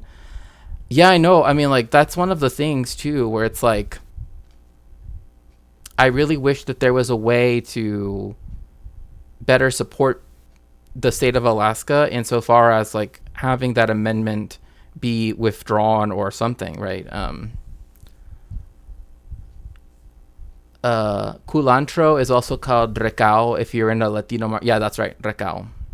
The Jones Act. Thank you so much. I appreciate that. Yes. The Johnson Act is something else entirely. In fact, the Johnson Act, I think, is actually to do with churches and politics, right? Like where they can't talk about political stuff, right? They can't endorse candidates and such. Although, I would say that's been violated a lot as of late. But yes, if you would like to find ways to support me, again, because of Twitch weirdness, you can always do so by becoming a patron on Patreon. Again, and again, it's something that you could even ask me during the our community night tonight. If I should maybe change the tiers a little bit, because I did create one that was like just support, that was just supposed to be like function as like a YouTube membership. Since I don't have YouTube memberships yet, I don't have enough subscribers, but yet. But yeah, so if people want to support me that way, they can do so. Or you can also do so by the various ways also linked. And of course, if you'd like to help with my research, you can always go to my throne. But I also would like to say that there is a Help Shakespeare Survive Fund, because reasons. There are many reasons why that fund is there. But again, if you would like to support me in some way, you can always do so via those particular methods. It prevents us from getting meal prep services shipped up here like HelloFresh, Blue Apron. See, like, how is that not a violation of the very concept, right, of you being a state? Right? Like, I feel that is something that could, well, the problem is I don't know if how the Supreme Court would rule on this, because on one hand, it's you could make it's an anti-free market. You know what I mean? Like, you could technically argue that, like you could make a conservative argument for getting rid of the Jones Act, considering the current makeup of the court, right, being six conservative, 3 liberal. So you also want to know something really interesting, and I kind of have been meaning to mention this for some time now, but during the First World War, and many times throughout history, right, the United States has changed. Like, people remember freedom fries, right? And it did not happen. It happened because the reason why they started calling it freedom fries was because France voted against the United States in the Security Council in the UN, right, against Security Council Resolution 1440. Am I right in that? I might get the number wrong, but it's the one that would have essentially legitimated, right, the United States expedition and illegal under international law, et cetera, war in Iraq, right? That's why there was the freedom fries thing. So just know when you make that joke, that joke comes from that. Why is my iPad kicking me out of the chat? I don't know what's going on. Oh, is Apple now being difficult? But anyway, one of the things that has changed, right, in response to a war that has stuck, I mean literally has stuck till this day, is hot dogs. I'm not even joking. Hot dogs was to replace Frankfurter, right? Like to replace, that term, right? A Frankfurter, right? In terms of a hot dog, right? Like, but it was during World War I, and it came at a time when that type of that food became rather popular, and now they could sell it, and that term hot dog, right, is literally it was literally we can't have it associated with Germany anymore, right? But it just stuck on. To the point where, I kid you not, I've seen a cart. Yeah, no, I know. Hello, Sasha. So good to see you. But yes, so hot dog is the euphemism that was supposed to replace Frankfurter, because, again, during the First World War, it was very anti-German, etc. So yeah, so we have freedom fries and we have hot dogs. Freedom fries didn't stay. Hot dog did stay. And what I was going to say is there is a place in Mexico City, not far, I think, from this taco place. It's like 7 blocks away, I want to say. I could be wrong, though, because I think they might have moved it around now. But it used to actually say perros calientes, like literally translated out, hot dogs. If Mexico is an instrument, it's a string one. I mean, I definitely see that. Your neighborly sheet poster. Especially because a lot of the instruments that were brought over, like that have remained very popular in Mexico, have been those which are stringed instruments, right? And a lot of those were influenced also from particularly Arab cultures during the Convivencia period prior to the various time periods of the Reconquista. So you have a lot of that. Yes. Well, I mean, the ruling class was Islamic, but yeah, yeah. And in fact, that's actually why, why outside of Madrid there's a town called it's called Guadalajara, and it's very, very, very. It's from Arabic. It's Wadi al Khaira, if I remember correctly. I could be pronouncing that wrong. If I did, please correct me. But it means like the stream of like a rocky stream, right? And because the guy that founded the town of Guadalajara in Mexico was from Guadalajara in Spain, they kept that name. So we have like an Arabic city, and an Arabic named city and also California too. It literally means the land of the caliph, right? California, right? That's what it was meant to. I associate with brass instruments, but Mexico, yeah, that's true. In Chile, we call them hot dogs too, except we put mashed avocado and tomatoes over them. We call them completos. There are a lot of old buildings designed like mosques. In Mexico, because we had a lot of Lebanese, particularly Christian immigration. Immigration from the Ottoman Empire, but especially a lot of Lebanese immigration. There are lots of kiosks around Mexico City. One of them, I couldn't find a nice picture of.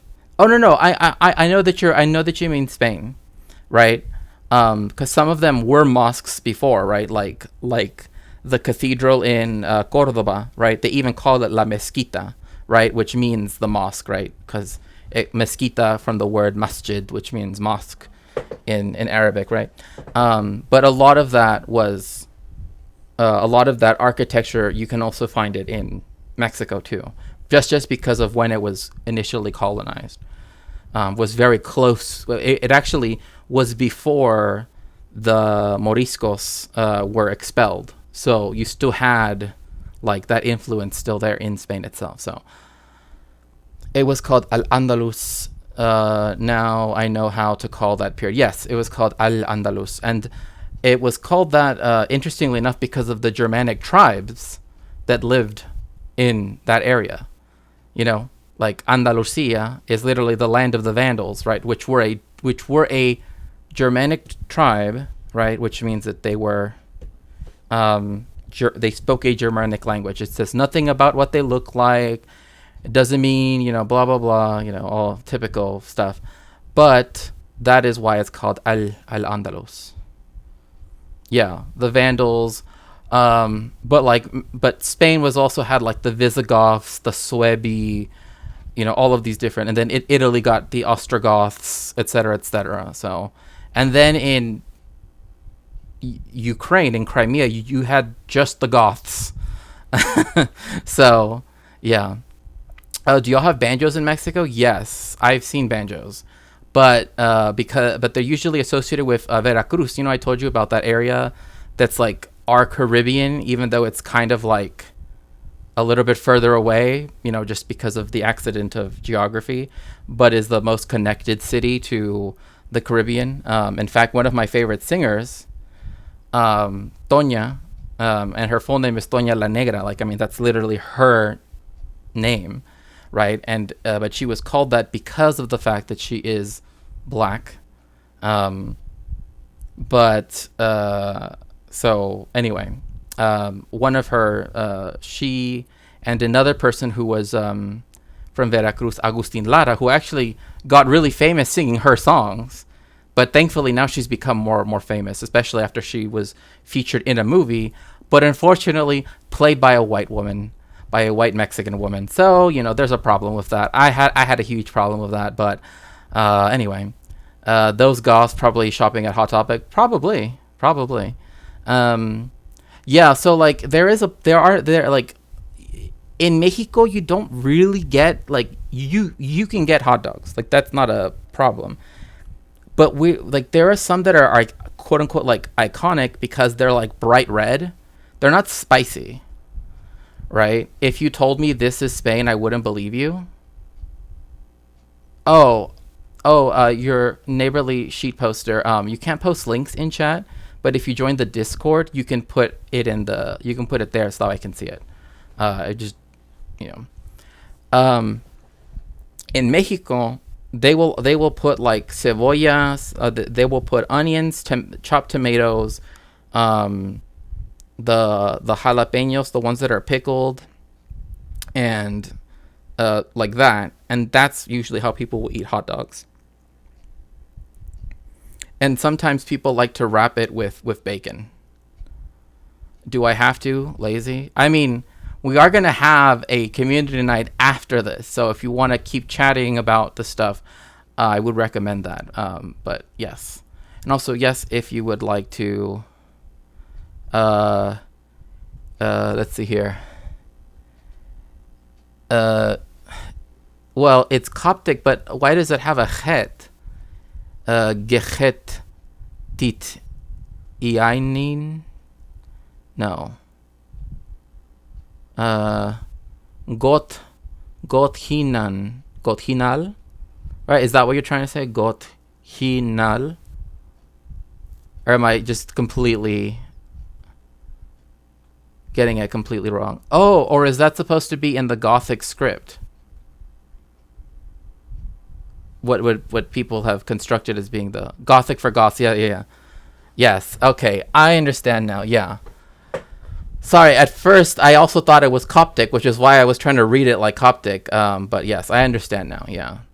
It's interesting too because, let me switch over, since we're already going to have our... when it comes to like Proto-Germanic and stuff like that, and it's very good to see you, DJ, by the way. By the way, we're going to have our community night right after this. But gothing us. Rarely get to bust out my Gothic skills. No, that's awesome. I mean, I feel the same way because quite often I don't get to bring out my like quote unquote Anglo-Saxon skills, because I haven't really had to translate stuff from Anglo-Saxon as of late, or technically Old English. But if I say Old English, people think Shakespearean English, and that's not.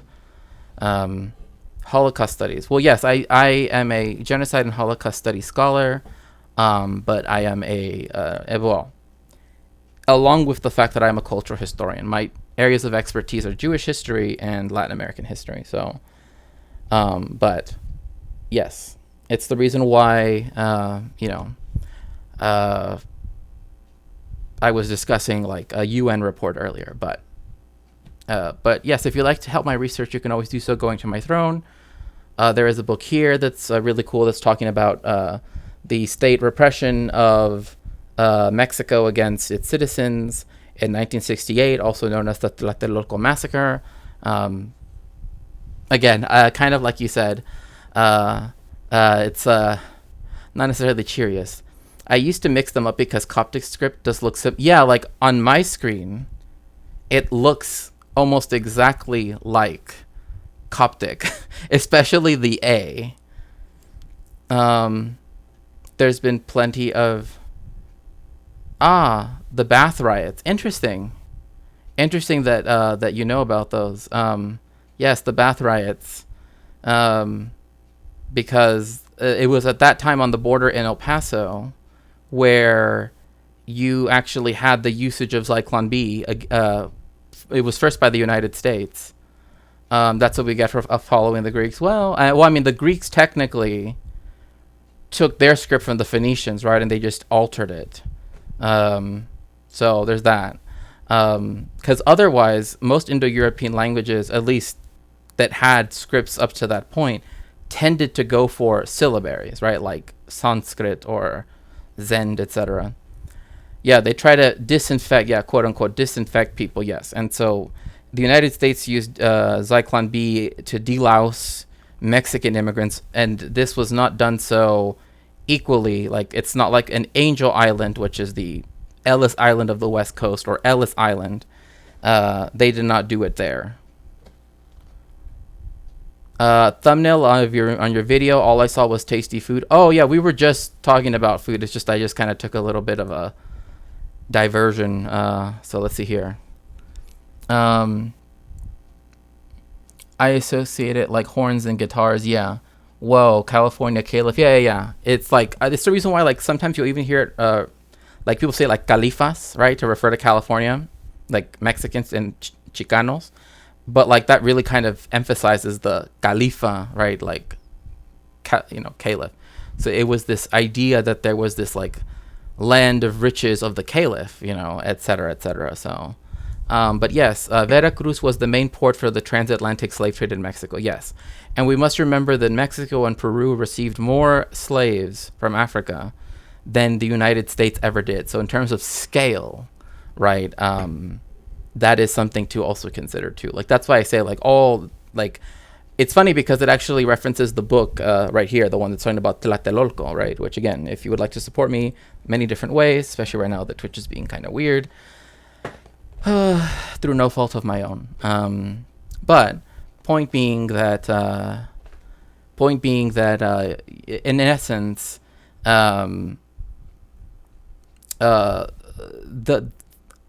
these areas were like Veracruz is one of the few places in Mexico where you can actually have plantation agriculture.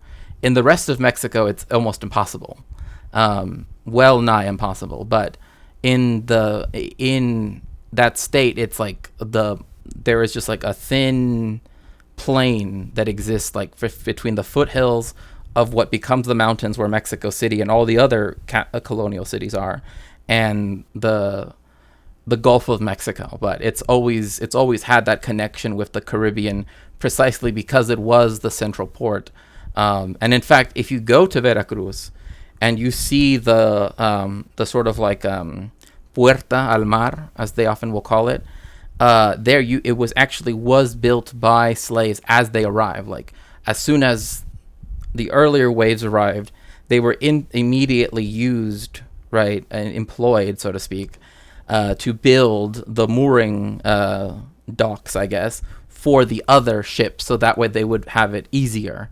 So a lot of the old colonial buildings there are again were built in that manner. Same thing with like the fortress that when Mexico first declared independence, the Spanish actually did kind of try to pull a Taiwan. I mean, that's the best way how I could. I'm just calling it. I'm just using that term, rather broadly here. But they essentially went to this one fortress that is now encased somewhat by the port of Veracruz, but before was kind of like out, kind of off on on a little island. So the Spanish, when the revolution, essentially independent war, made it so that they essentially had to consolidate and leave, they stayed in this fortress and claimed all of Mexico still. All of what was then, the northern part of Spanish America.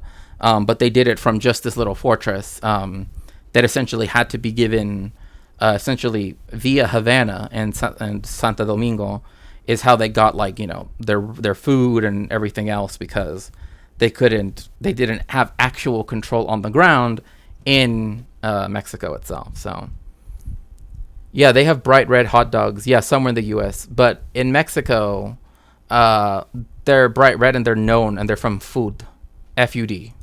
So you can pick up this entire thing. It's just, the tortillas are just here to hold it all together.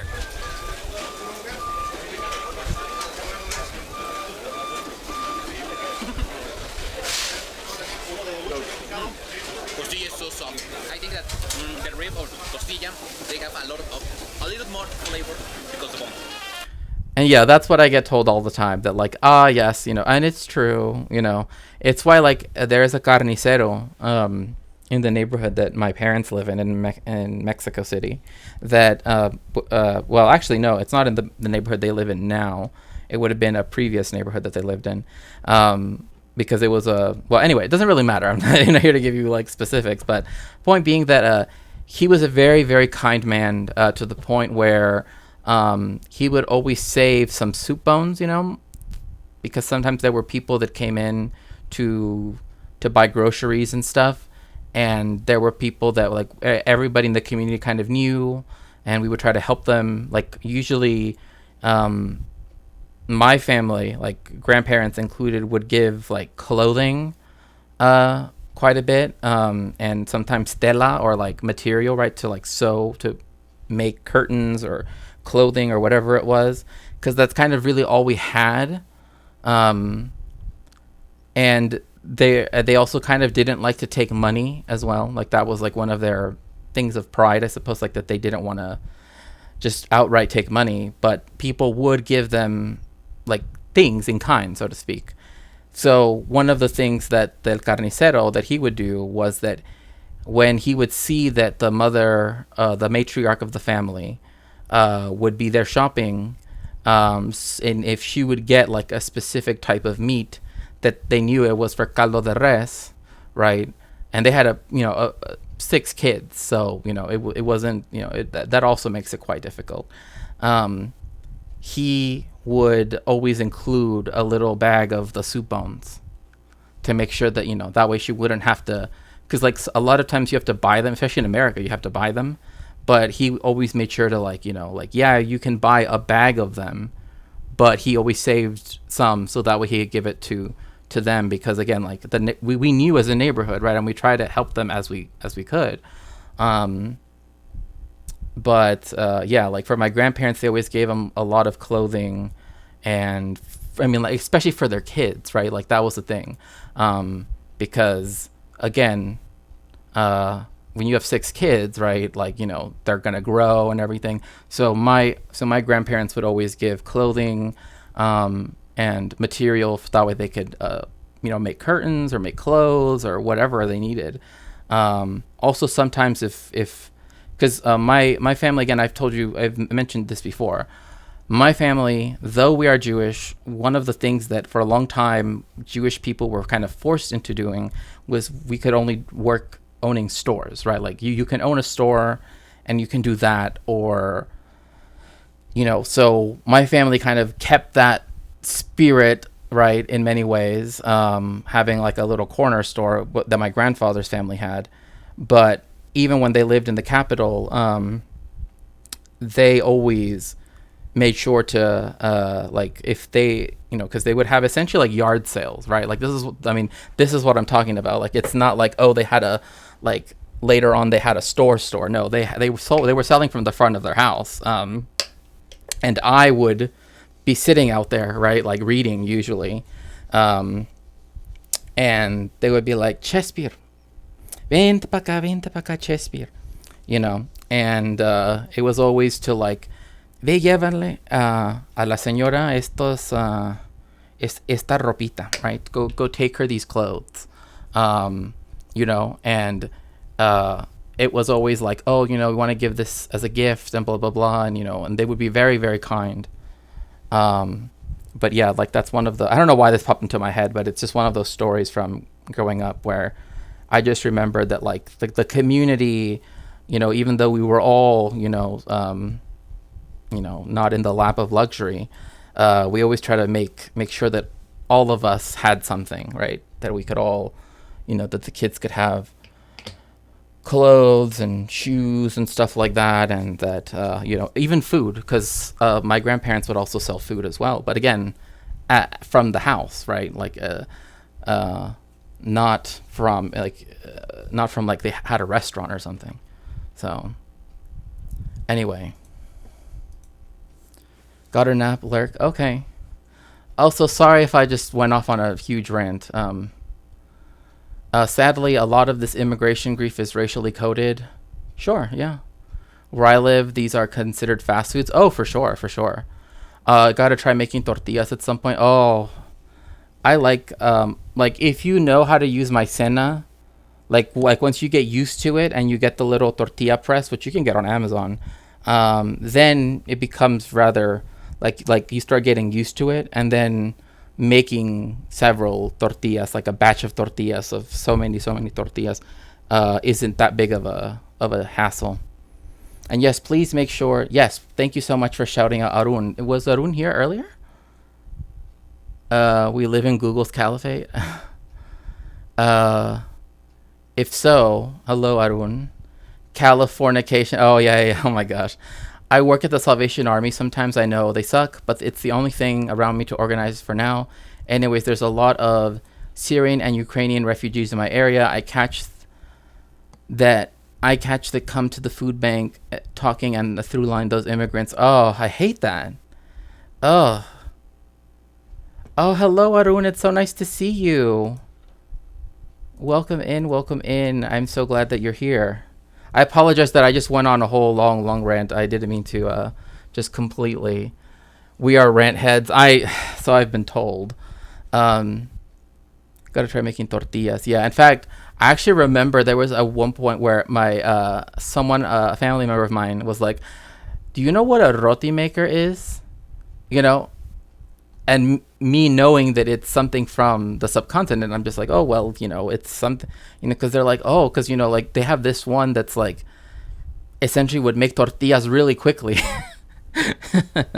So yes. Oh yeah, please make sure to follow not only Arun but also the Jelly Like Jam and Boy Meets Mini. Welcome in, Boy Meets Mini. It's so nice to see you. I know I saw you earlier, but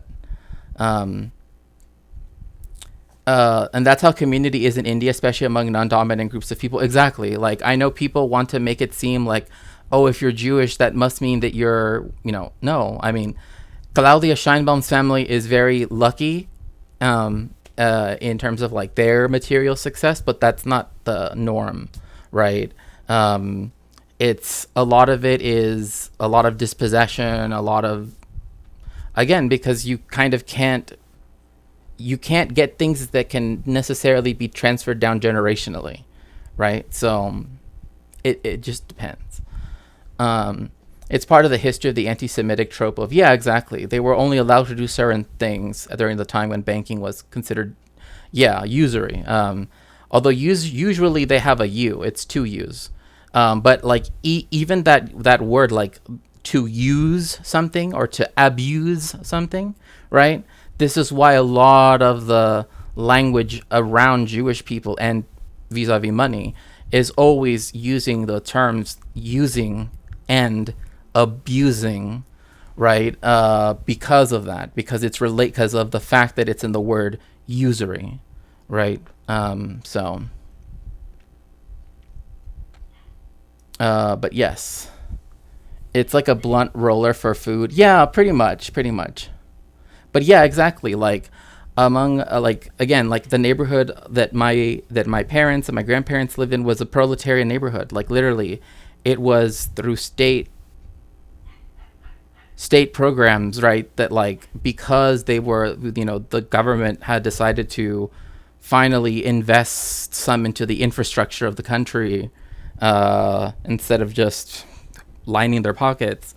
That some people were able to get like a house for the first time, and everybody that lives in that neighborhood, that was their home forevermore. Like you really don't like in the United States, the idea of, oh, we're gonna get a starter house and then we're eventually gonna move out and blah blah blah. It's like that just does not happen. Like you have a home, and that is usually your home forever.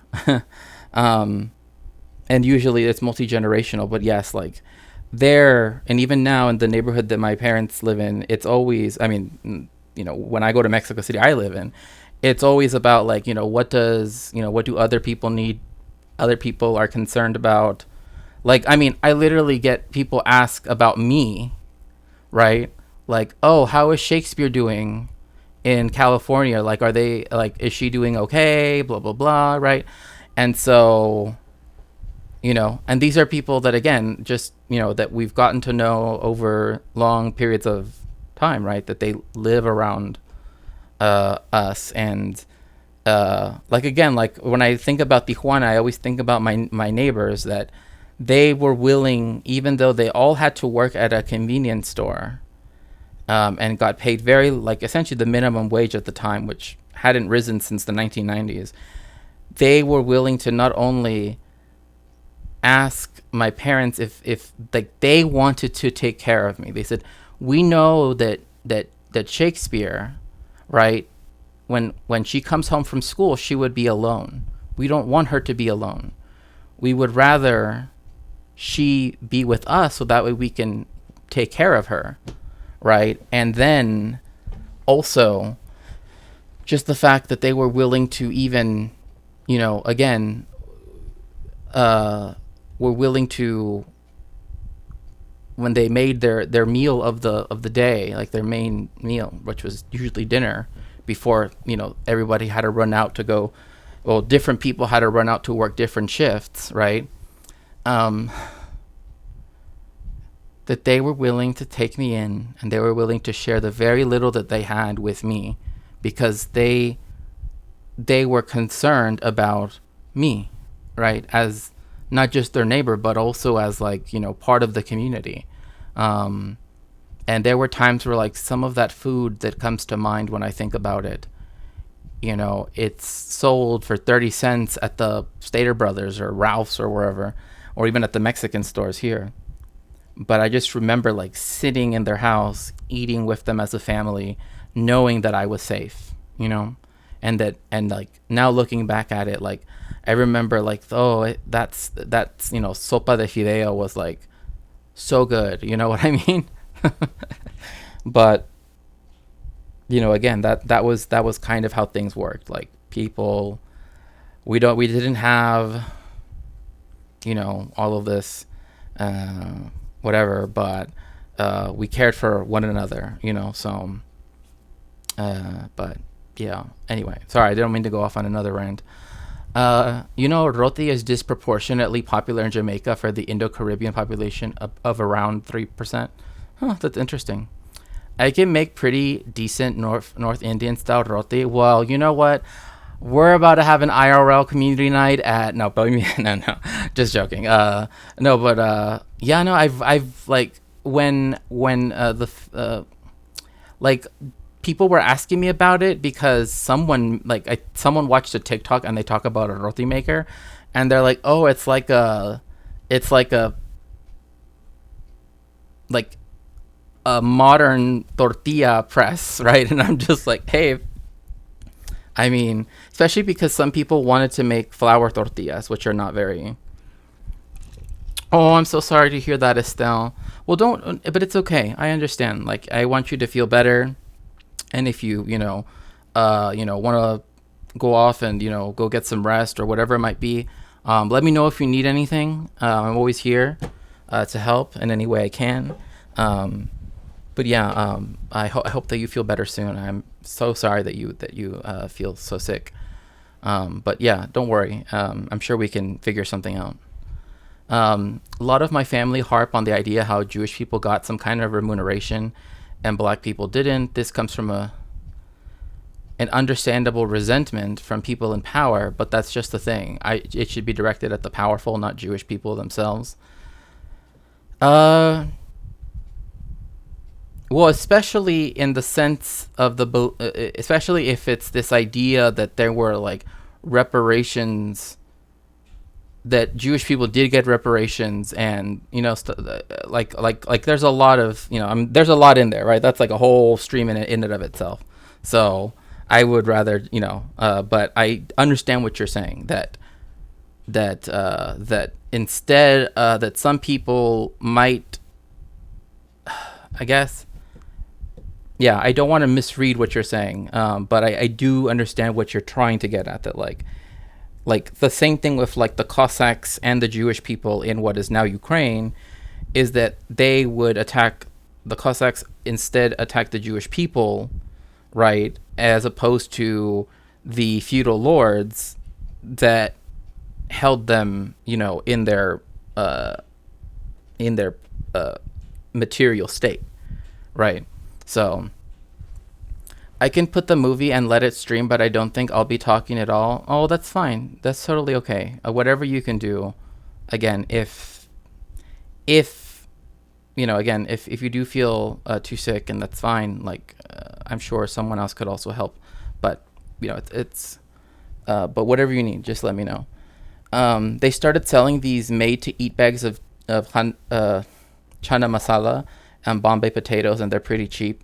That's all I've been eating for lunch and rice. Ooh, that actually sounds good. You've never tried roti? Hello, B-Cat. Welcome in, welcome in. It's so good to see you. Never tasted a roti. Okay, so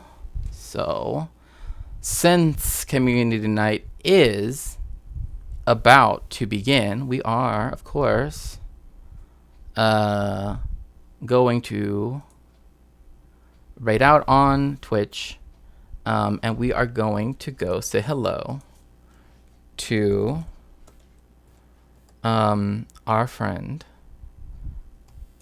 Peganox. Make sure to tell her hello, and that it's always nice to catch her streaming. And yeah, make sure to get in the machine so we could head on over. Thank you all for joining me. I truly appreciate it. I will see you all very soon. Yes, Peggy. Okay. And make sure to join the Discord, because we're going to have our community night right after this, okay? See you all soon. Oh, thank you. Thank you all for being here. Okay.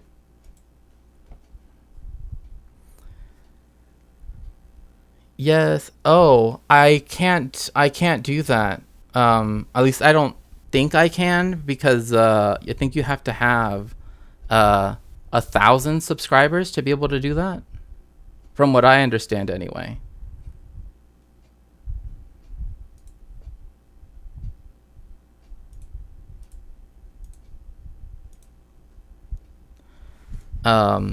But if you want to drop a link, or do you know how to raid? I don't know how to. I have to admit, I do not know how to.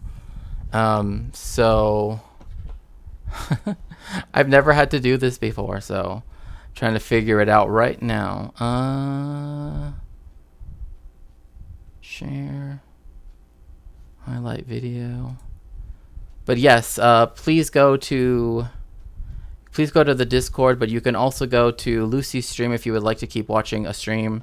Yeah, it's confusing. I don't know how to do it. I've never done it before, so I apologize. Otherwise, I totally would. But yes, please go see Lucy's stream. So I'll send you all over there via link. And so, yeah, I'll see you all very soon. Thank you so much.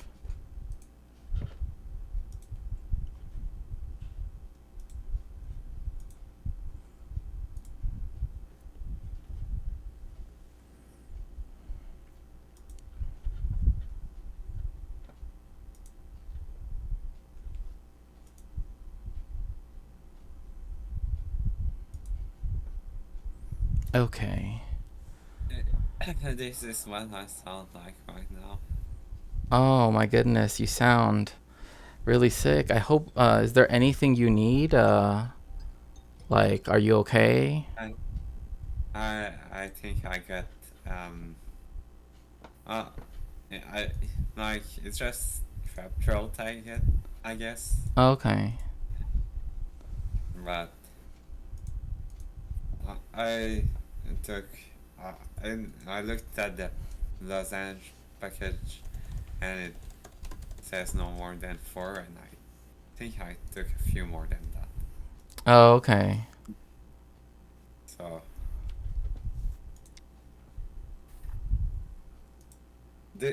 just so you can explain it to other people, this is a movie called Mummy, Mm-hmm. like Mom.